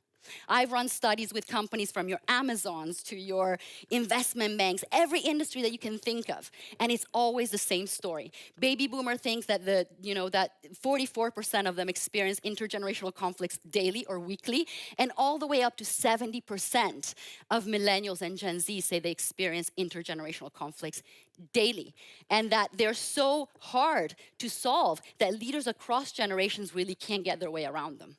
Now, the good news here, and this is my favorite part and where I come in, is 96% of employees across generations, across almost every industry that I've ever surveyed, say that they know very little or nothing at all about the forces that shape the mindsets and behaviors of their multi-generational colleagues. So here's the thing, we don't have a problem with each other at all, but because we don't know our story, we don't know the story of the generations that came before us, when we encounter a behavior or a mindset that we don't understand, we fall back on the negative stereotype, right? He's not willing to be authentic or share his personal story. See, you're such a Gen Xer, you don't trust, you're not a team player. Well, in reality, I'm terrified to share my personal story because I was encouraged not to do so for most of my career when leadership was not about being nice, right? It was about ensuring productivity. So I think it's important to understand how the workplace has evolved and help generations understand it. For baby boomers, you can see here, work is work, right? It's not about, liking your job, but it's about seeing how much crap you can take from your boss and then take some more. And that was the workplace for boomers and Gen X. And then, of course, millennials came and said, work should be part of who I am, not just a way to make a living. And now you have Gen Z coming in and saying, why should I work for you? Where's your purpose? How can I save the world by working for you? So without this understanding, generations will inevitably fall to the confirmation bias and not understand each other at all. Now, the good news is 99% of employees want to work together more than ever. 1 in 2 actually is intimidated by the role they play in the multi-generational workforce. Older generations not having enough energy, or younger generations not be valued enough because they don't have enough experience. And 97% say that they're desperate to learn from one another, but companies don't have the correct programs in place.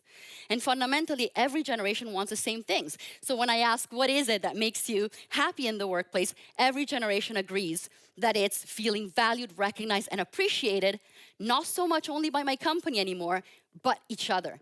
Generations are dying to be seen. So what happened and how has COVID changed things? So pre-COVID, we had misalignment and we had aimlessness.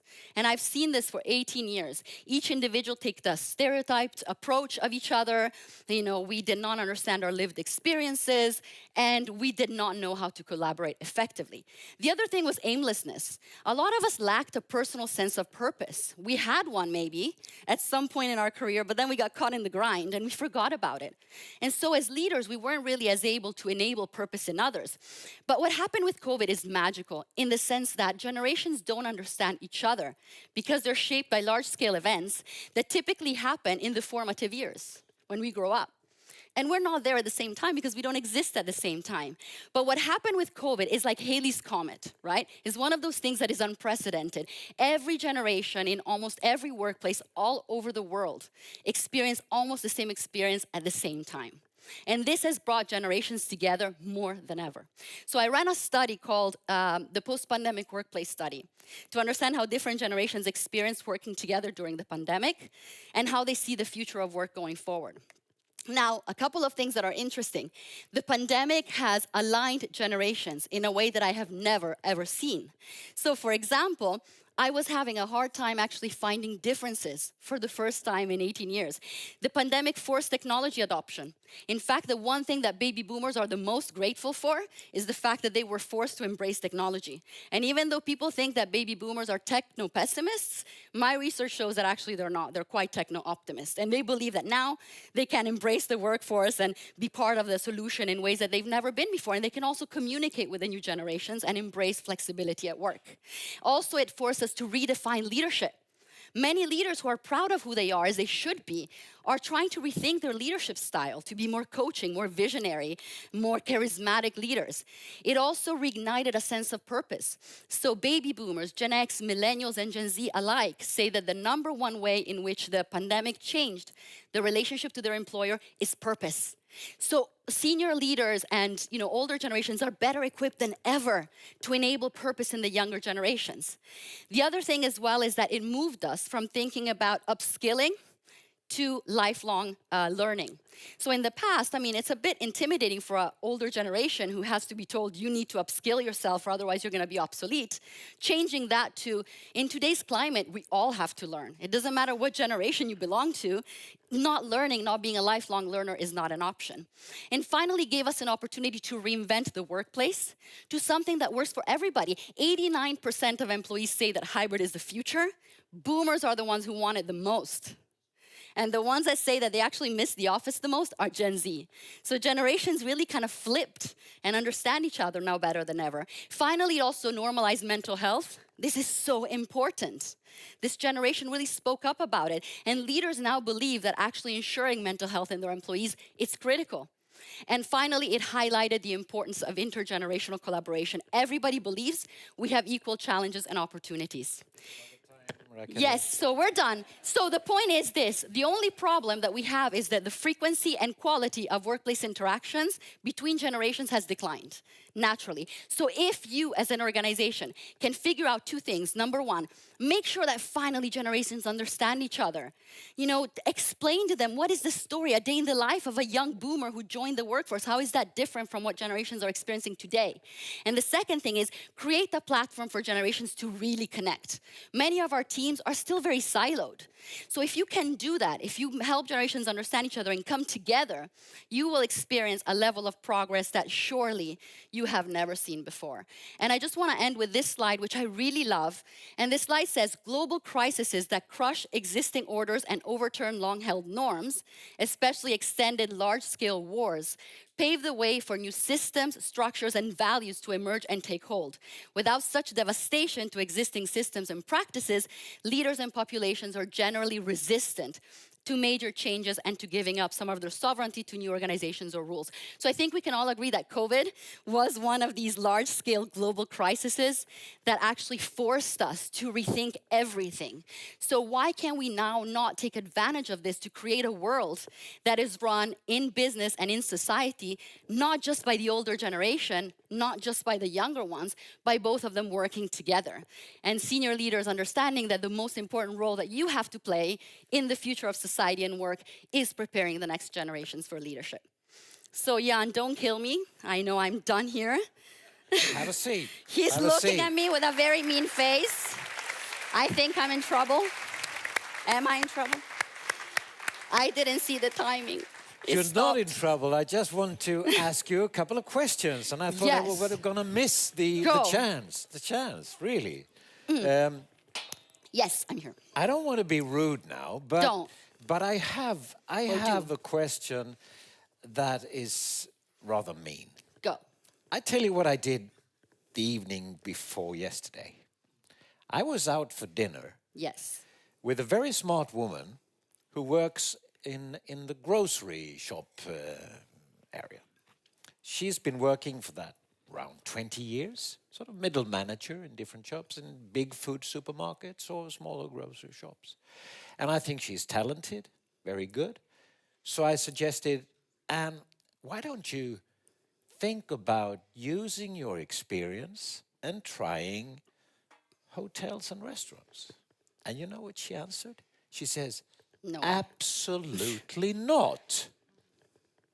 Hey? And I go, why? She said, very low wages, awful working hours, bad managers. Hi. Is that a dominating view about young or half younger people? I mean, to a great extent, yes. I mean, I think hospitality is not the only industry that is having this challenge. I mean, this is a new generation that is thinking about industries and how industries should redefine themselves, both as employees and as consumers. But of course, I mean, the hospitality industry has its own challenges. I mean, when you look at the new generations, the perception is, you know, they can't see beyond the front desk, right? So the perception is a job where you have very little flexibility. You know, the biggest decisions are made by the manager. I'm not really part of the decision process. You know, I don't understand really what kind of careers there are for me. And another thing about Gen Z that they're very open to admitting about themselves is they're not comfortable with personal conflicts. It's something that they need to build as a skill. So the idea of dealing with customers, dealing potentially with angry or difficult customers is something that is not necessarily appealing for them. So I think, you know, but what they don't know is all the incredible opportunities that are available within the hospitality industry. So there is an opportunity to reposition, I think, the hospitality I don't know if industry. this is a dominating attitude. I just thought that if it is, you've got a problem here. Absolutely. In that case. Yeah. I don't know. It's just a perception. What about the Secretariat? Do you have anything? Go on. Yeah, we have one question from the audience, and that is, you talked about 5 generations working side by side currently, and what are the core strengths per generation? That's a really good one. This is a full-time lecture. No, I'll be fast. Well, I can't promise Take I'll it be short fast now. because Okay. I break that promise all the time. No, I have actually, I can share something afterwards. But I mean, generally, let's look at, for example, the baby boomers onward. So let's focus on the 4 most dominant ones. Baby boomers have a lot of strengths and many that we recognize in each other. So when asked the workforce, what do you think about baby boomer colleagues? They're wise, they're dependable, they're strategic thinkers, they're reliable, they have a ton of experience. It's like sitting with an encyclopedia. You know, they have so much life knowledge. My generation, Gen X, we are thought of as the ultimate problem solvers. We are the very first generation of tech entrepreneurs. So we can solve problems in the old way and in the new ways. We can cater to the hierarchical approach because we experienced it at the beginning of our career, but we can relate in an easier way with the younger generations. We're more independent. We're more autonomous. We don't seek the limelight as much as the other generations, but we put our wisdom and our experience to the service of the organization. Millennials, of course, we know they're creative, they're tech savvy, you know, they value diversity, they, you know, are agile thinkers. And the new generations, I mean, Gen Z is just incredible in my opinion. I mean, they care about the world for real, they want to change the world, they are hungry, they are, you know, in touch with the future, they are, you know, full of ambition, and they really want to make a difference. So there is a lot, and if you think about it, as an organization, if you can bring all these skills together to solve any problem of strategic importance to your business, you're going to be able to cover pretty much every single blind spot in decision making. The problem is creating. This was obviously a very good question. Yeah, it's an amazing question. Right. Yeah, absolutely. Okay, I've hidden the book down here. Huh. Here it is. Reframing Generational Stereotypes. And I'm now into chapter 25, page 178.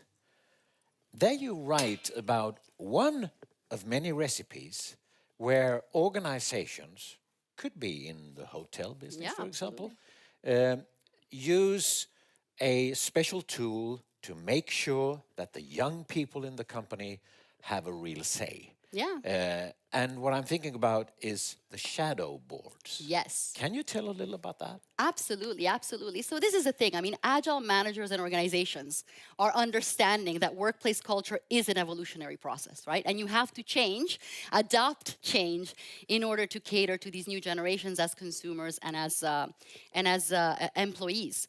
And so one of the things that a lot of organizations are starting to look into is a complete kind of design thinking approach to redesigning models and processes. And one of those ways, and one of the things that we know is most important for Gen Z, and I've asked this on panels over and over when I say what motivates you at work is two things: impact and contribution. They want to be part of the solution. So what a lot of companies, well, not a lot actually, quite few I have to say, but it's a big boardroom topic, are shadow boards. So shadow boards basically are executive committees of young talent. So let me give you the example of Group M, for example, in India, which is what I shared in my book. They had a challenge of understanding consumers, right? Because consumers are increasingly, younger, and the people in the executive committees are usually older generations. And they had a challenge also attracting the right talent. So they said, let's hit two birds with one stone. Let's identify 15 people who have been in our company for no more than a year, and let's actually create an executive board of young people called YCO. And let's put this board to work alongside the executive committee. So every single project, every single thing of strategic importance to the business is worked on by both the executive committee working alongside with the youth committee. So what this does is it covers blind spots in decision making. It removes all the bottlenecks of the executive committee having to understand what's going on at the ground level and with consumers. And also it creates an opportunity for what I love, which is two-way mentoring, right? Which is me as a young youth committee member, I can reverse mentor my executive committee members, all the while they mentor me in return. And so the idea here is that every decision is made together. And you have companies like Accor, for example, in your industry that are doing that, companies like Gucci, Group M, and so on. But this is a fantastic way to bring in the voice of the young generations alongside the experience of the older ones. Perhaps somebody would want to try, see if it works. It's amazing. Yeah. I mean, it's the solution, yeah. Let's see. Yeah. Raquel, Please do it, and then tell me how it goes. Thank you very much. You're going to take part in a group talk Yes. later on. Thanks for this presentation. Thank you. Thanks a lot. Thank you.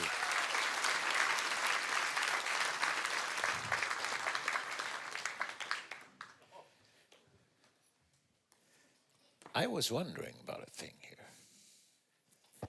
here. Raquel, do you give lectures in how you speak fast without making mistakes? No, it's just a lot of practice. You should do. That's fantastic. Impressive. Yeah, what was I gonna say? You remember the guy who had a little problem in his reception work? You remember? Let's see what happened then. Here it is.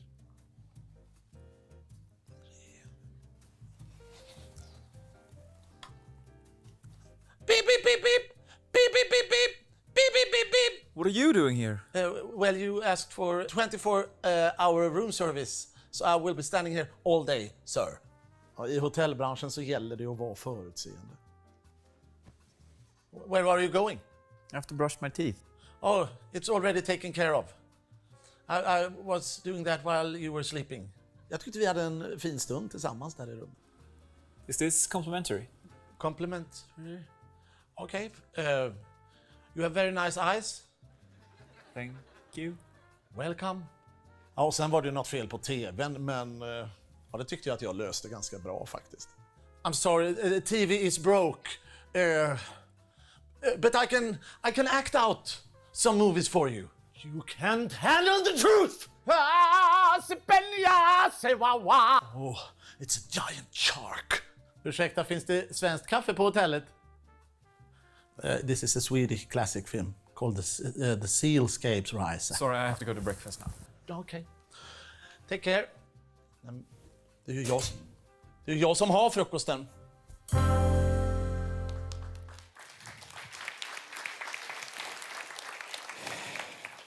You can just imagine how it goes in the next one. We'll see.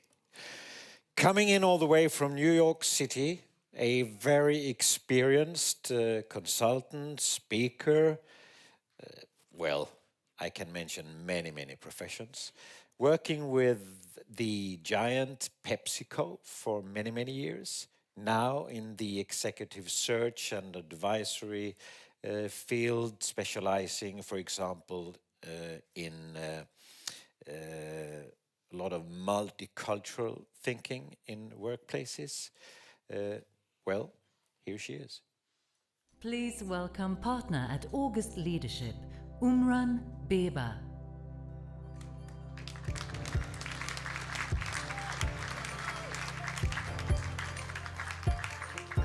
Hi. You're so welcome. Thank you. Wow, from Singapore to New York. This is great. And I'm originally from Turkey, lived in Hong Kong, Dubai, and now in the US because of my career with PepsiCo. And I was the one who was pushed to move, so my husband and my 2 kids, they were actually moving with me. But why I am here today, because I was the only general manager woman sitting in most of the meetings for too many times. So in 2006, I decided that I had to do something about it. So my gender journey really started with that because I said, I'm working in a company where 70% of the decisions are made by basically women. They are the buyers, shoppers, gatekeepers. So they have to be in the decision-making roles. They have to be in the general management roles. So that's the way actually my diversity journey started, and really talking about it also, because we have to do something about it, and still we have to do something about it. And then the second part was basically, I moved from Turkey, after many years. I was at the age of 45, my first expat experience moving into Hong Kong, managing 25 countries as the president. So working in the multicultural space, I was sitting in a Japanese board as the only woman and the foreigner, as you can imagine, and listening to the board meetings and being effective actually with translations in the room. So you have to adapt yourself to that while dealing with the Australian and New Zealanders, and the idea of equality is very different for them than some of the other places. And then I had to go to Pakistan and many other places where I have to basically respect their reality, the religion and all that. And after that, moving to Dubai, I had to basically work with 200 different nationalities, different religions. So multicultural and multinational becomes really a reality on the ground every day. You have to respect, understand, win-win together. And then coming to US, all of a sudden now, I'm an immigrant and ESL. Do you know what ESL is? English as second language. So I'm not anymore this high-level executive who gets it. Because, I learned English, of course, as my second language. My first is Turkish. So you start feeling again like you have to prove yourself. With all that, why did I stay in one company for so many years? It's the meaningful work, it's the purpose we will talk about, and you heard it from other actually speakers today. But today we are also seeing flexibility about everything. It's the space we talked about, flexibility of time, the compensation and benefits. Not everybody wants to be getting the same benefits and compensation anymore. And the tailor-made solutions and development. Why? Because we are all unique. We are all different. And that's the whole story about diversity, inclusion, equity, and belonging. And it's also about the multi-generational. We are all unique. If we have the time, if we can invest the time to understand our uniqueness and talk about it to each other, we will understand, we will respect, and we can enjoy working together, creating value. But the companies should offer this, respect this uniqueness and offer flexibility and tailor-made solutions. And with all that, of course, comes also the values-based leadership. Working in a company for long means your values, personal values, and the company values actually go hand in hand. You don't have as many conflicts, or even if there are conflicts, you can solve them with respect. So the values-based leadership actually is again essence of retention and staying in one organization, but with all the flexible and tailor-made solutions. So the environment of respect and trust actually comes with that understanding of uniqueness. Again, we will talk about we are all unique in our own way. So having our voice in the decisions, in the organization, in the teamwork, I think is very important. And do we have a place, or do we have an environment, a workspace where my opinions are valued? Am I part of the decisions? Do I understand the purpose of the company? And can I contribute to this purpose? And can I contribute to the bigger picture? That's what people want today in the workplace. So if you look at the overall diversity, equity, and inclusion era, actually the whole idea of representing our customers is the essence of diversity. Why do we sit here in this room? Because of our customers, because of our clients. If we don't understand them, if we don't represent them in the decision-making points or frontline, then we are missing something. So that is the gender, that's the ethnicity, that's the nationality, that's the age, that's everything above we have to represent. And I come from actually a frontline organization, food and beverage. So if the frontline is not getting the support from the head office or the back office, then it's meaningless, right? So we are working for the frontline. Therefore, we are working for our clients and customers. We have to represent them in the workplace, and we have to support them. So how do you then empower the frontline? You have to listen to them. You have to make sure you hear their voices. You have to understand the problems in the frontline, and then find solutions for them. Solutions for the issues of the clients and the frontline, but also using all the creativity and the diversity of the organization. So that's the era we are in, actually. And if you look at the organizations, we are now seeing more terminology. In the past, it was diversity, then inclusion is added. Now there is equity and also belonging. Equity is the part we will talk about, which is about fairness, pay equity or policy equity. You know, it has to be fair where we are working. We have to feel good about it. And then the belonging is really that I am accepted in this room, I am accepted in this company, I'm accepted in this environment. So those feelings are growing, of course, with the new generations, but also with the new reality of the workplace. So I will go back quickly to the reality of definitions for a minute. Diversity, according to the International Standards Organization, new ISO standard, there are 27 different diversity types. They are visible or invisible. So we are all unique because of that. I mean, we might be, focusing on gender, very visible, ethnicity, sometimes visible, or different abilities, sometimes visible, sometimes not, nationalities. So, but at the end of the day, it's the way we think based on our life experiences.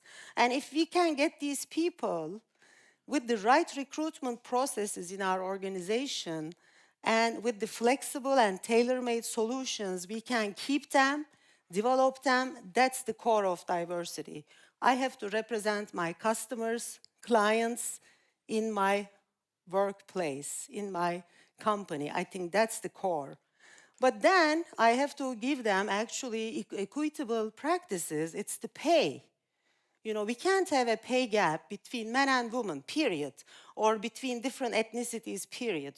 That's old-fashioned. You have to measure it. That's your responsibility, and find solutions for those gaps. And then we are moving into the idea of inclusion. We have to hear every voice. It doesn't matter if I bring all these 27 differences in my organization and I do nothing about it. I have to give them the space to have their voice and they feel included. They bring their perspectives, they bring actually value to the decisions. That's why we pay. Let's make sure we use this asset. It is actually the reality of why we care for diversity or for having the talent. And then the belonging, which is becoming more and more the new idea in town, is that they are accepted with their differences. So it's about the uniqueness, as I mentioned, and how we understand. But now this is also part of the ESG agenda. It's part of the people side, the social side. So we are now in the boardrooms, and luckily I'm actually chairing the ESG committee of a UK public board. It's about diversity in the company. It's about engagement of the employees. It's about, the fairness, pay equity. We have to take care of all these things, and we have to communicate it to our stakeholders. That's also what the investors are looking for today. It's not only for the employees. It's the internal and external stakeholders are caring about social things, especially also with the human rights. The community work. So we cannot ignore these things even if we want, because the investors are looking at these realities now. They're asking about it. Maybe not in every country yet, but it will happen. And moving forward, I think we see the purpose, values, and culture in the middle of everything. So what's the purpose of the company? Why am I working here? What are the values? Are they in line with my values? And is this culture supporting me, including me, hearing my voice and adding value to the organization? Is it valued? Do I belong here? I think that's the core. But let's not forget about the manager. So within all that, we have the reality of the manager, which has to also demonstrate all of these skills, and that the person feels then included and accepted in the organization. So I think this reality of purpose, culture, and values working together for a better environment is not anymore the problem of the top management or the board. It's the reality of every level. The cascading, the understanding, the manager feeling it and making sure they bring everybody to the decision making, because people want fast decisions and they want to be part of those decisions, agile work, responsive working. So if we are bringing all this talent and if they don't add value actually to the decision making, then we are wasting our time, we are wasting our money. So we have to adopt agile working methodologies and bring those voices. Either it's the shadow board or it's the project teams, whatever it is. We need fast decisions, and we need to actually bring all those ideas onto the table. As we are doing that, also the development side of the equation has to be uniquely addressed, tailor-made development. So if you look at all of these things, developing your organization with multi-generational, multicultural, different genders, taking care of all those differences, net, what I want to say, it's the era of flexible work, flexible place, tailor-made solutions, flexible compensation and benefits, meaningful work. Let's remember 4 things, I think, out of this session. So we have to focus on the meaningful work with purpose, flexible everything, including compensation benefits, tailor-made solutions, and then hearing every voice in the organization. Thank you so much. Thanks a lot. Thanks. And you're going to be back a little later in our group talk. Now we're going to take a look at the questions about the future. Didn't we ask some questions about the future, Secretariat? We did. Yeah, we did. Yeah, we did. I don't know anything about the answers. Do you? Yes, we do. And the first question was, my biggest obstacle to travel is... Okay. And then we had 3 alternatives. I got to walk over here so I can see as well. Flight schedules are less flexible, hotels are too expensive, or disposable income is low. And you can see now things are moving a bit because people are feeding in new data. But as it stands, flight schedules are the biggest obstacle to travel at the moment, followed by disposable income, and then hotels are too expensive, which is, of course, a happy story for us. Well, you're quite satisfied with Yes. that, Anders? Yeah, totally. What about the next one, Caroline? Let's see if we... Here. Next year, I think prices for hotel rooms will increase, 55%, stay the same, 28%, decrease, 17%. So even here... Also very positive. Yeah, good news. Yeah. Thank you for that. Are you surprised, or is it what you expected, really? What do you say? What you expected? For me, they're going to stay the same, because I have such good agreements. Haha. Okay, we have one more, do we? Yeah. Third question. My biggest challenge at work is getting the right people on board, maintaining profitability, or improving sustainability. And clearly it's a people's issue at the moment, attracting the right people and making them stay. What does a sustainability manager say about that? But I understand this, and I think also getting the right people on board is part of sustainability. I would say, to attract the right people. Wise about answer. diversity, inclusion, what we heard before. So yeah, I think your point. Yeah. Get your point, really. And it's a good question, sort of passing over to our next speaker, isn't it? Yes. Because our next speaker, I think she's, apart from Lianu, the only one based in Stockholm, really? I think so. Our next speaker simply, in my eyes, hire people all the time. Here she is. Please welcome the Chief Human Resources Officer of Parks and Resorts Scandinavia, Ida Troive.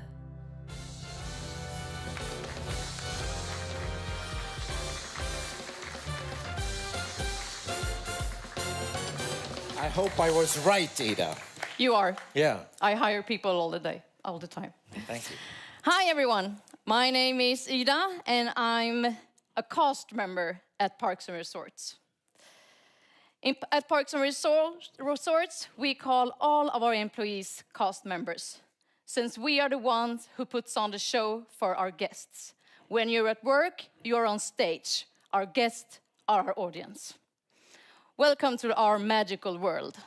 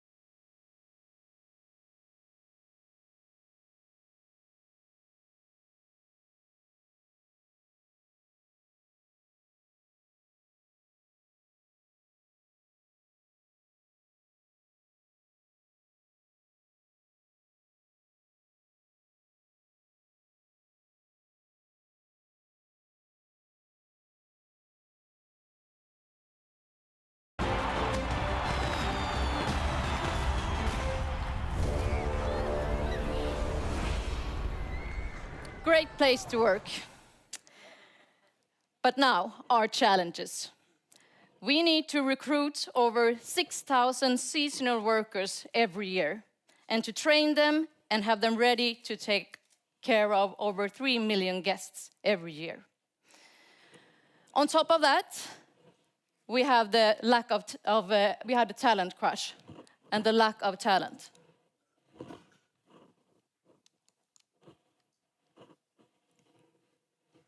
Yes. Sorry. We have the talent crush. We have a lack of educated chefs and experienced waitresses.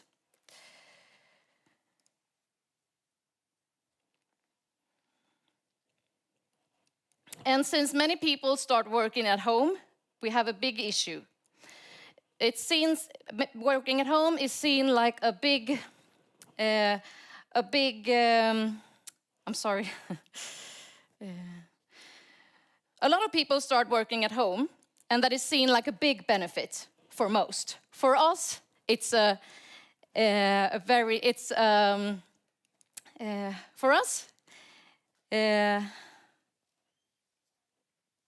I'm sorry. For us, it's the challenge. That means that we have to stay relevant in other ways to make our people stay in our industry.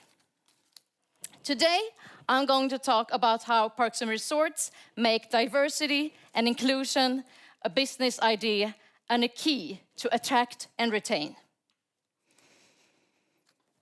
We recruit approximately 400 people from various diversity initiatives every year. That's critical to our staffing.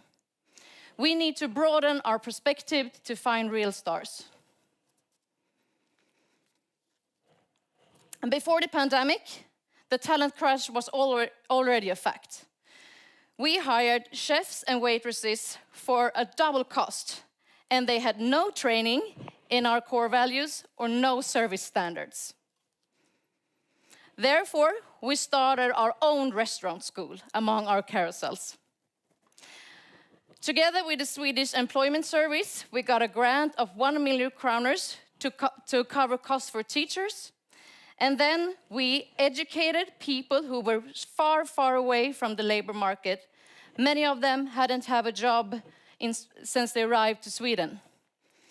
And many of them were women who was far away from the labor market. And that's one of the groups in Sweden where the unemployment is the highest. After a 16-week program, 20 students complete the program every year and get a job at one of our parks. The outcome for us is not so many costs of temporary hiring and less time on recruitment. Another example is that you see all the attractions we have a lot of height limits. But although we have those height limits, we don't have any age limits. So we recruit around 80 seniors every year in our parks. The oldest one, he's born in 1936. And that gives us a range in age from 15 to 86. We also employed 30 Ukrainians this year, 30 Ukrainian refugees. And that helped us with the lack of talent because they are educated chefs and waitresses just waiting for a job. One of them is Olena, who just now is offered a job as our new pastry chef. We also find a lot of stars among our own stars. This year, over 200 of our crew is a recommendation from one of our own. That's a cheap way of marketing work at Parks and Resorts. During Halloween, we had a recruitment event where we rented different cinemas around Sweden. And we offered our cast members a popcorn and a horror movie if they brought a friend that we could recruit.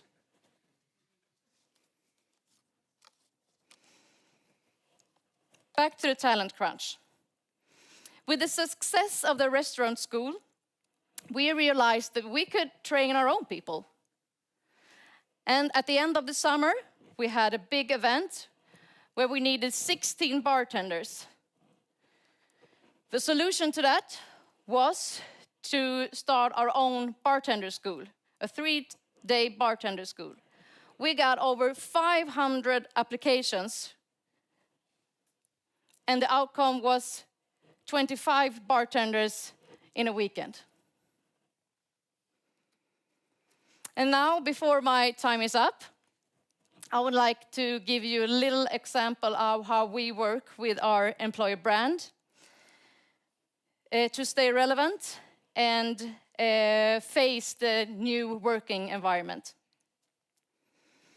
We have a strenuous work environment, and if you're going to work with accommodation or as a waitress, you need to be strong and healthy.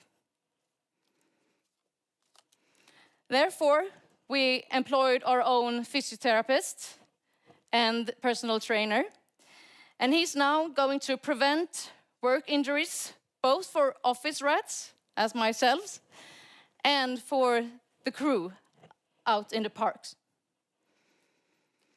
The goal is, of course, to have less work injuries, but it also shows our employees that we invest in them in a long term and make them stay in our industry. To sum up, diversity as a business idea is a key for us to recruit. But it also mirrors our guests. One of our core values is that everyone should feel welcome at all times. And therefore, having a diverse workforce is critical to our business.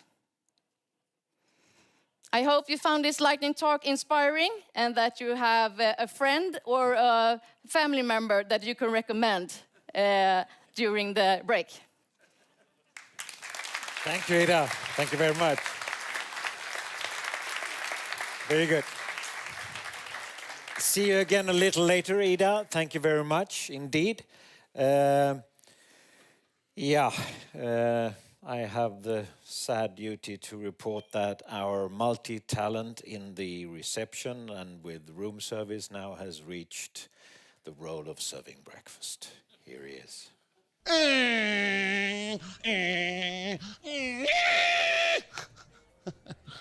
It's time for breakfast. Gästerna älskar mig. Here is your egg benefit and a glass of apelsinjuice. Orange. No, it's yellow. Men någonting som jag är bra på, det är väl att kunna läsa av gästen för att kunna tillfredsställa deras behov. Det är viktigt. Do you want to hear another funny joke? No, I just want to eat my breakfast in peace. Of course, sir, of course. And if you would like to call me, just ask for me, Jerker. Have a happy eat. Ja, jag fick precis sparken. Vilket jag inte hade räknat med. Det är ändå min pappa som äger hotellet. Säg la vi.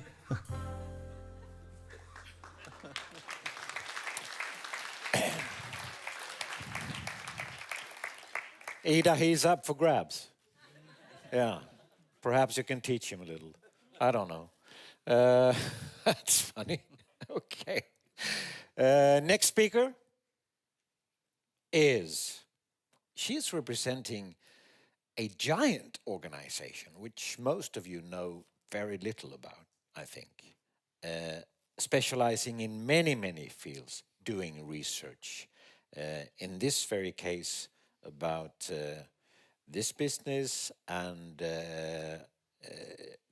strategies about hiring, diversity, and so on. And here she is. Please welcome Professor at Fraunhofer Institute, Vanessa Borkman.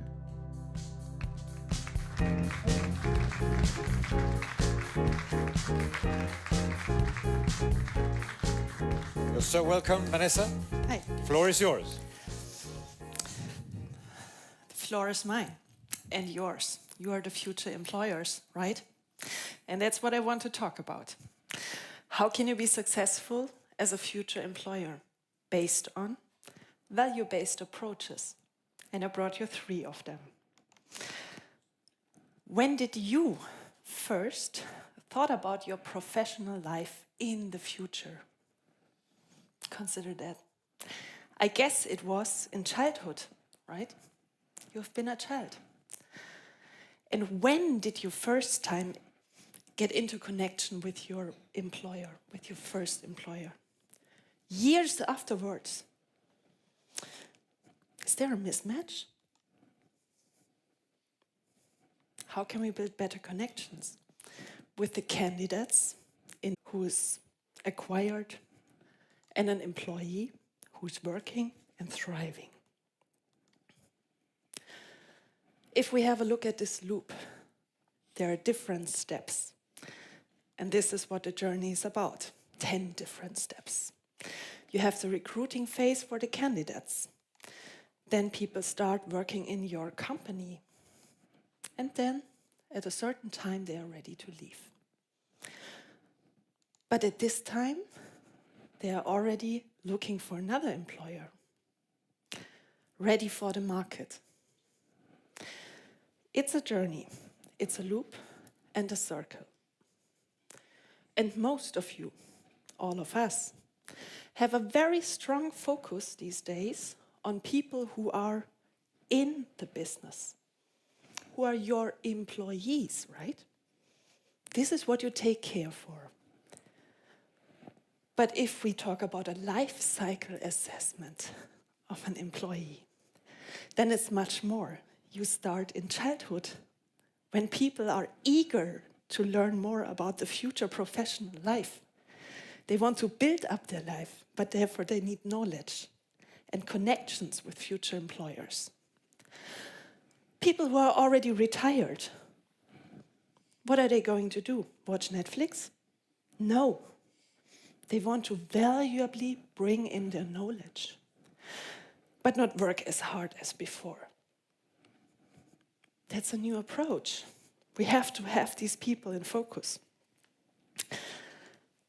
There's a pre-working phase for the employer, during and post. That's the loop what I'm talking about. If you build up connections with people in all these 3 phases, before they work for you, while they work for you, and when they already quit the company, you create a big community of people, potential employees for the future, or those who have been employees in the past, but potentially come back in the future. It's a crowd of people, and I'd like to call it a community. What is a community about? It's the condition of sharing or having certain values. You heard about this earlier today. Attitudes and interests those people have in common. And at the end, it's about a sense of belonging. Much more than just money you get for your work. It's about communities, building them up. But how? How can you ensure that these communities have an interest in working with you? It's all about matchmaking, finding and attracting the right people that have an interest in your company and in you as an employer. And this matchmaking is built up on purpose. If you have a strong purpose in your company, you can send out this message and you will have a matchmaking with those people in the community. And there are new values with the people. New values, like for example, in one of our surveys among 4,000 people working in the hospitality industry, 78% of them answered that hospitality business, they want employers who have a strong sense for social projects, they involve in social projects, and they show a social responsibility. This is what people ask for. Think back 10 years ago. You think that this survey would show this result? I don't think so. There's a change in values, behavior. And this is what the new purpose should be about. The loop again. There are different value-based approaches for all the different stages. If we look at the post phase, you are not an employee yet. It's the recruiting phase. And today, we see many, many new possibilities to recruit people, do this matchmaking based on the use of AI, artificial intelligence, based on the use of software. Helpful hands that digitalization is delivering. And you can do the matchmaking, finding the right person for your profile and purpose of the company, but also to do matchmaking for the perfect team member. That's a new world. During working with each other, it's all about trust. And we tackled this before. How can you trust an employee working at home? You have no control if people are sitting on their sofa or if they follow their work. This is about trust. It's really important. And the post phase. People are not part of your company anymore. Very important, value-based approach that you think about the benefits. Why should people stay in touch with you, stay in contact? Maybe come back after a few years, because especially in hospitality, we know this from our surveys, people who are leaving a certain employer, they just want to transform themselves, they just want to evolve. They want to experience another country, another culture, another employer.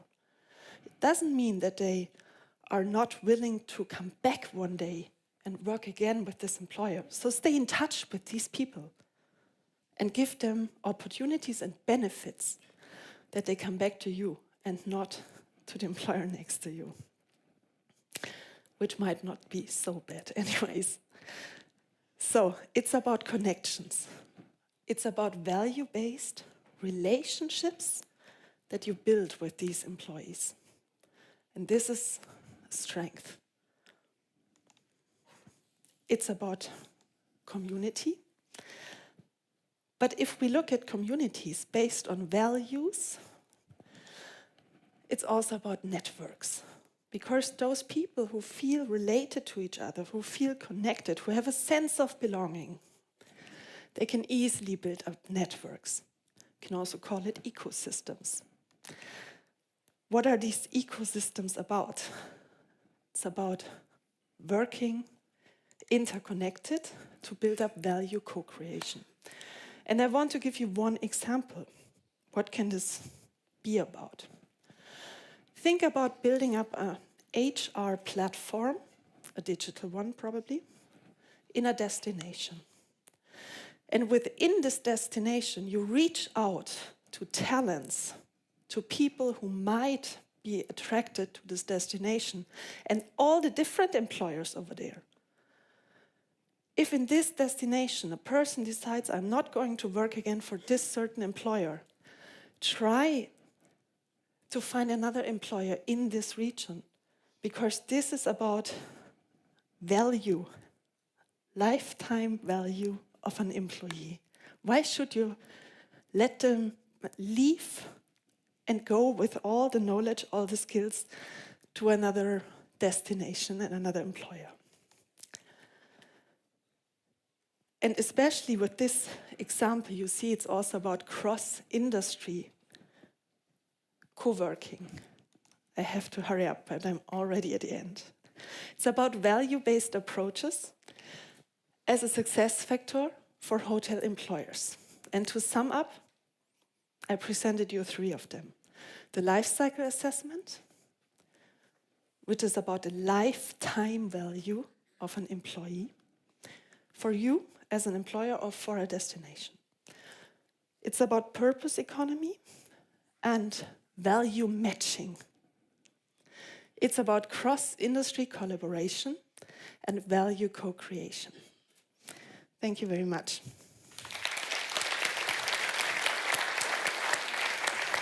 Thank you, Vanessa. Thank you very much, and have a seat, please.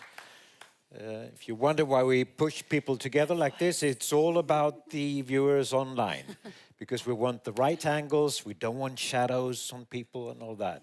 We hope you enjoy it also when you follow the streaming here. not only the live audience. We're a bit behind schedule, but still some quick questions to you all, following up what you have said. And the first one goes to Vanessa. Because you... I perceive your message as you think that the people in the business should collaborate more. Can you really collaborate in a war about talent? Yes, because if it's about value-based relationships between an employee and an employer, then not every employee fits in every company profile anymore. And I think this also catches up with what Raquel said. The different generations, they have so different values and interests, and they find the right employer or the right team to work in, and they transform themselves. They develop themselves during their business life. So it's very natural from my point of view that people, for a certain time, they're in a certain team, in a department, then they want to try out something else. And it's all about supporting them. And if for certain years they want to move and go to another employer or go to another country, let them go, but set incentives that they come back and support them, like you do it with your children. You let them grow, but you are always happy if they come back. There are some programs. Umran? Is it working? Yeah. Yes. So sorry, I wanted to jump in. There are some programs called externships, where we can really send to our partner organizations, our employees, and then they go for, let's say, 6 months, a year, come back. So it's really possible as long as you have those partners that you can, work with. And you have the contract, in a way, or understanding with the employees for that development, I think. I don't know if you noticed it in detail, but Ida, you had a message that may sound as just a cliche, but you try to prove that it's true. I'm aiming at we mirror our guests. And I got the message that you probably do. Does a business in general mirror the guests? Do they, Umran? Yes, that's my message also was about that. We have to really... But is it just talk or is it true? No, it has to be true, but you have to put some goals. Unfortunately, that reality or that wish or that inspiration, vision may not always happen. If you don't prepare the grounds to attract women, for example, into your organization, if you don't create the culture, if you don't have policies, then you can't attract them, keep them, they will leave, or they will not even join you. So having, for example, in Pakistan, having a child care center has a meaning for that country to attract those people and keep them. Example. Ida, is it hard for you to mirror your guests? Or is it just something automatic? No, it's something automatic since it's one of our biggest core value. Since we want our guests to feel welcome, they would like to mirror themselves in our employees. I'm just thinking that perhaps it's pretty hard to recruit 65-year-olds to your kind of business. Did you see the movie I showed you? Yeah, I did. Everyone wants to work at Parks and Resorts. I think the hospitality industry has a great history in making people develop, and many have their first job in the hospitality. First entry business. First entry business, and I think that everyone here should be very proud to be a part of that. But I still think that we can be better, especially when it comes to the top management, both in recruiting women and people from other countries than the Nordics, and maybe people with physical disabilities. So that's a lesson we have to learn, but we should be proud of that work everyone here is doing right now. Now, I have a background as a, kind of sour journalist, always asking the sort of negative questions. Here's one. And I want you all to reflect on this. When I listen to you, when I listen to all the speakers through the whole day, I hear that you want to solve the recruiting problem with cuddling and curling and being very nice and good values and all that. Where are all the demands? Where are all these messages? You can work with us if you work hard and want to reach your goals. I'm missing that.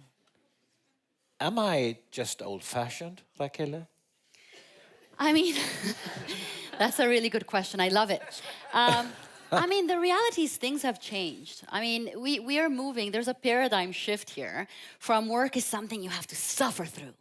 You know, it's something that... I've done that all my life. It's something that we have to do because we want to achieve financial independence. We want to be able to start a family. We want to be able to reach a certain social strata. But fundamentally, was that healthy? I mean, let's look at society today. You know, the amount of people that are depressed. I run leadership workshops all the time. And when I ask, you know, senior leaders, let's reflect on your sense of purpose, you know, for the first couple hours, they have a really hard time getting in touch with that because they had to lose that somewhere down the line. So if we think, especially from a multi-generational perspective, the concept of work has evolved.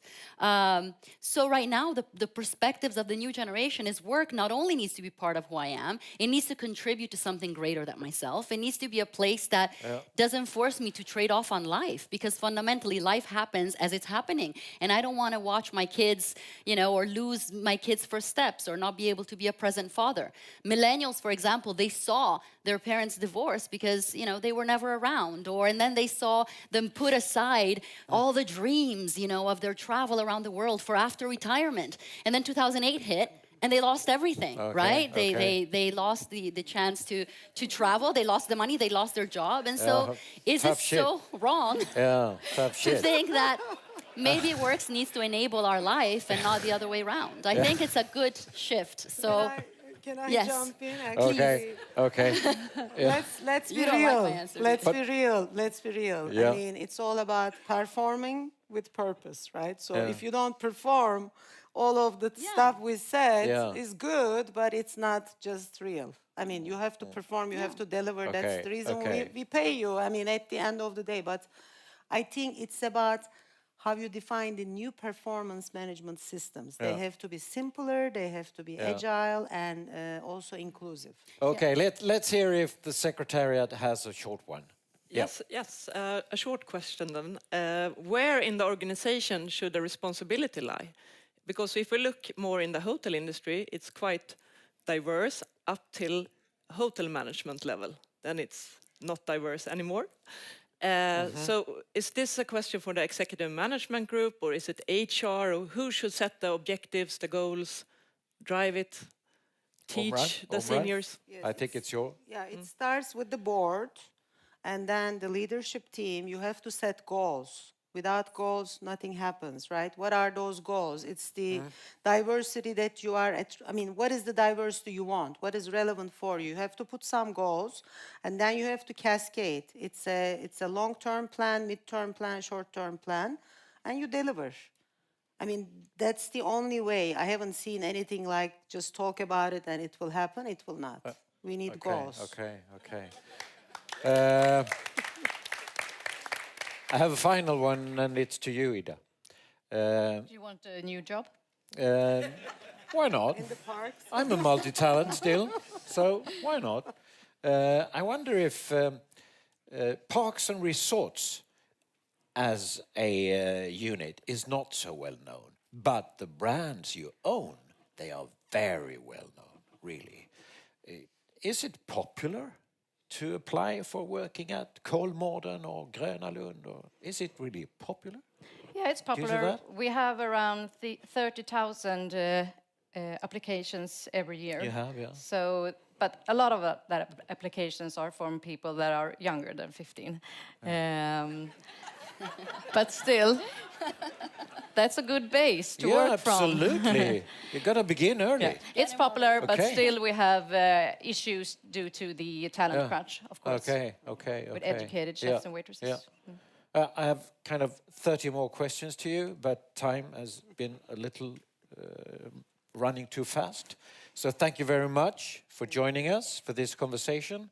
And I'm going to walk over to Leah and Jens now and have a little summing up and they will give their judgment on you too. I think. Really, really interesting to listen to. Thank you. Thanks a lot. Thank you.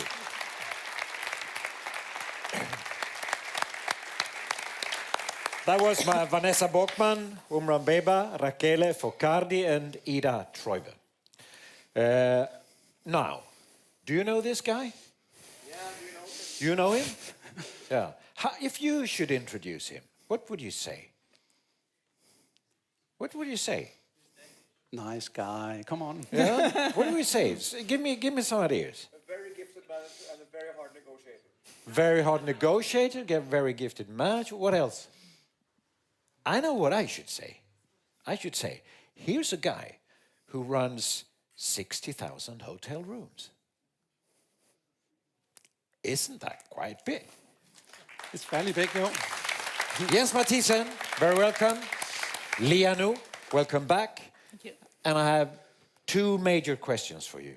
One, what has been interesting today, Leah? What has been really intriguing or fascinating or perhaps worrying? What you heard today? Well, what's been intriguing and what I think is the glue, what I think everybody's talking about, but yeah, I just want to emphasize, is the importance of the company culture. You can't have a hotel market day without us talking about corporate dogs, right? So Pepper. Or dogs. So I think what is seriously important is that I have a one-liner. Yeah. Don't bring work home, but bring home to work. Okay. And it's actually it's important. It's important for building the culture. It's important whether it's if you're lucky to come to our office, we have dogs. You're enabled to have children there, but it's also a way of because everybody has a personal life. So it's important to want to involve your personal life in this. And I think that's actually what sort of it's not. I think everybody's touched upon that, but I think it's important to emphasize it as well. What do you say, Jens? Have you heard anything that sort of struck you? I think it was a very interesting day. We started off with Christian saying that right now everything is booming and there's a lot of worry out there, but we really didn't talk about the future next year. We talked a lot about what is important here now, and I think all these different sessions around how to emphasize leadership and give empowerment and trust into the organization. I think it's very interesting. I think all in all. Yeah. A moderator should not have his own opinions. No. But I was just going to break the rule, really. So could you ask me what I found interesting today? Yeah, what did you find interesting? Could you? Thank you for the question. Very happy about that. Then I tell you, there's two things. One of them is June Ko. Are you still here with us, June? She was the only one really touching upon the issue of balance of life.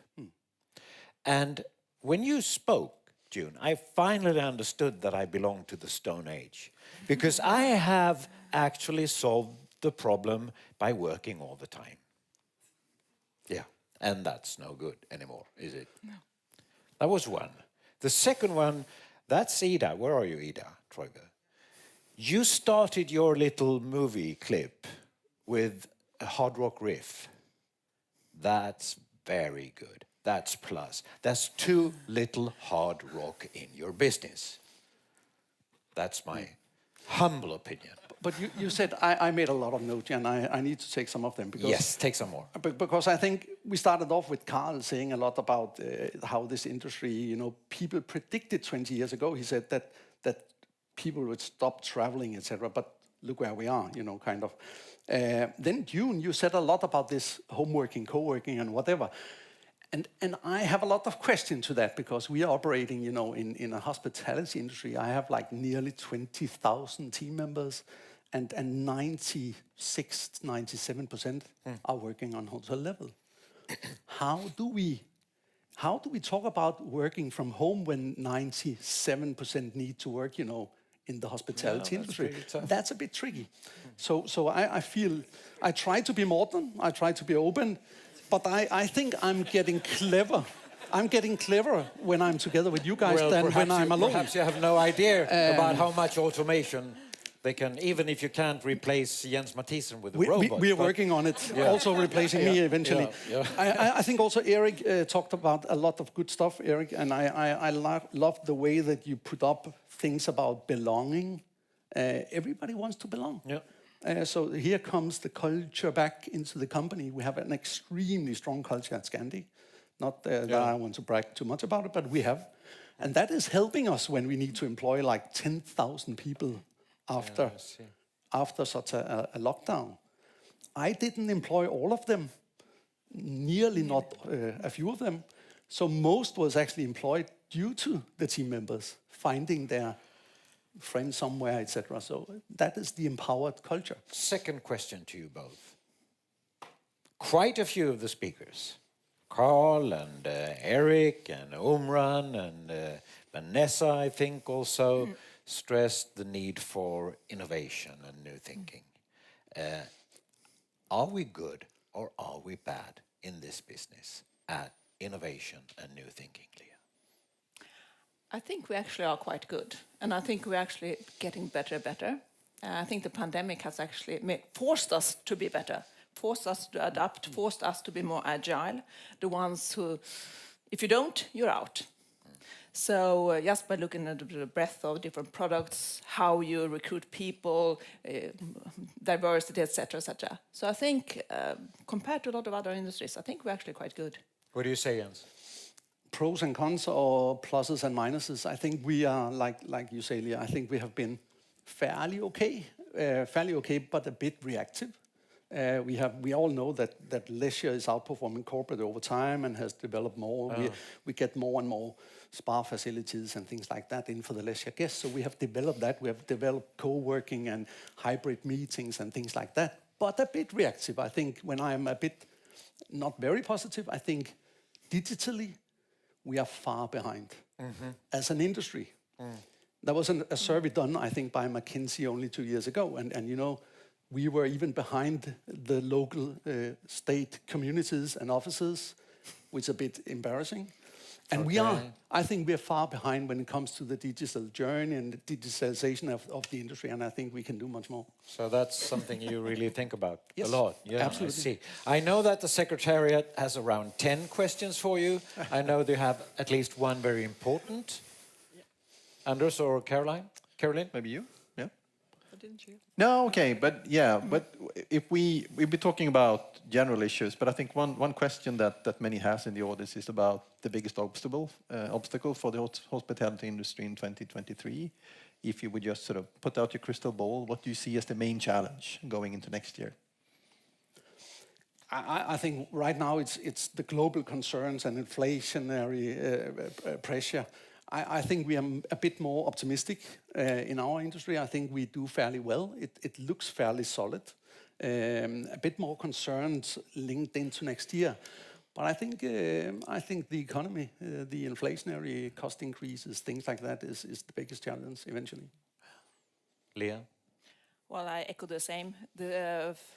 What will happen sort of when it comes to the recession? I don't think we're going into a deep recession, but there will dampening. Okay. Do I see Petter somewhere here? Are you here? Yeah. Are we preparing a lineup? Are we? Yeah, good. Just a moment then, because we have to close the session. I would like to ask a question. If you still have your signs, your red and green signs. I didn't bring mine. Is it okay if I make one, Anderson? Yeah, sure. Of my own? Yeah. So I want to know, agree or disagree with this very statement from me. The only thing I think about right now is a drink in the bar.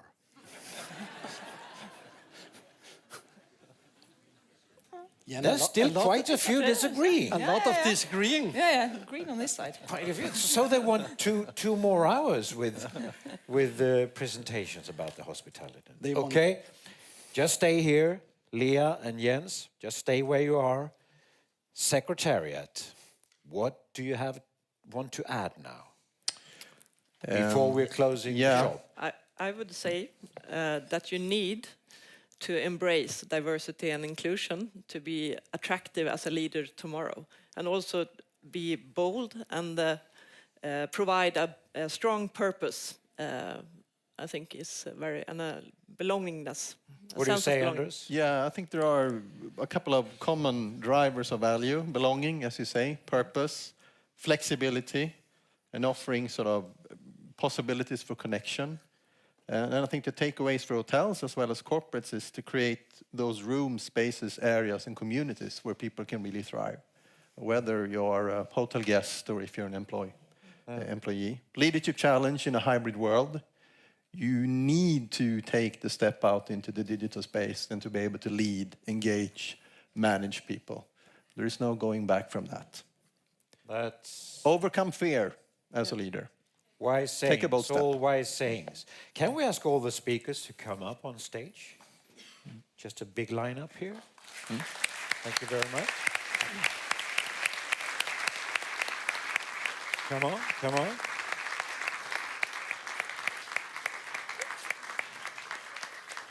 So, I want to start with thanking you for listening with such patience and interest the whole afternoon.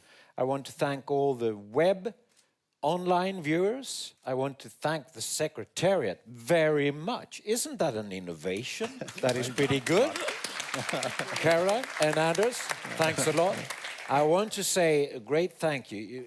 You can just imagine how much technical stuff it is to prepare an event like this. To Gabardine and Motion doing this work, thank you very much indeed. Thanks a lot. Sorry. And thank you to all our guests appearing on stage. Jens, Leah, Eric, Umran, Vanessa, Raquel, Ida, and June. Thanks to you very, very much indeed. See you in the bar.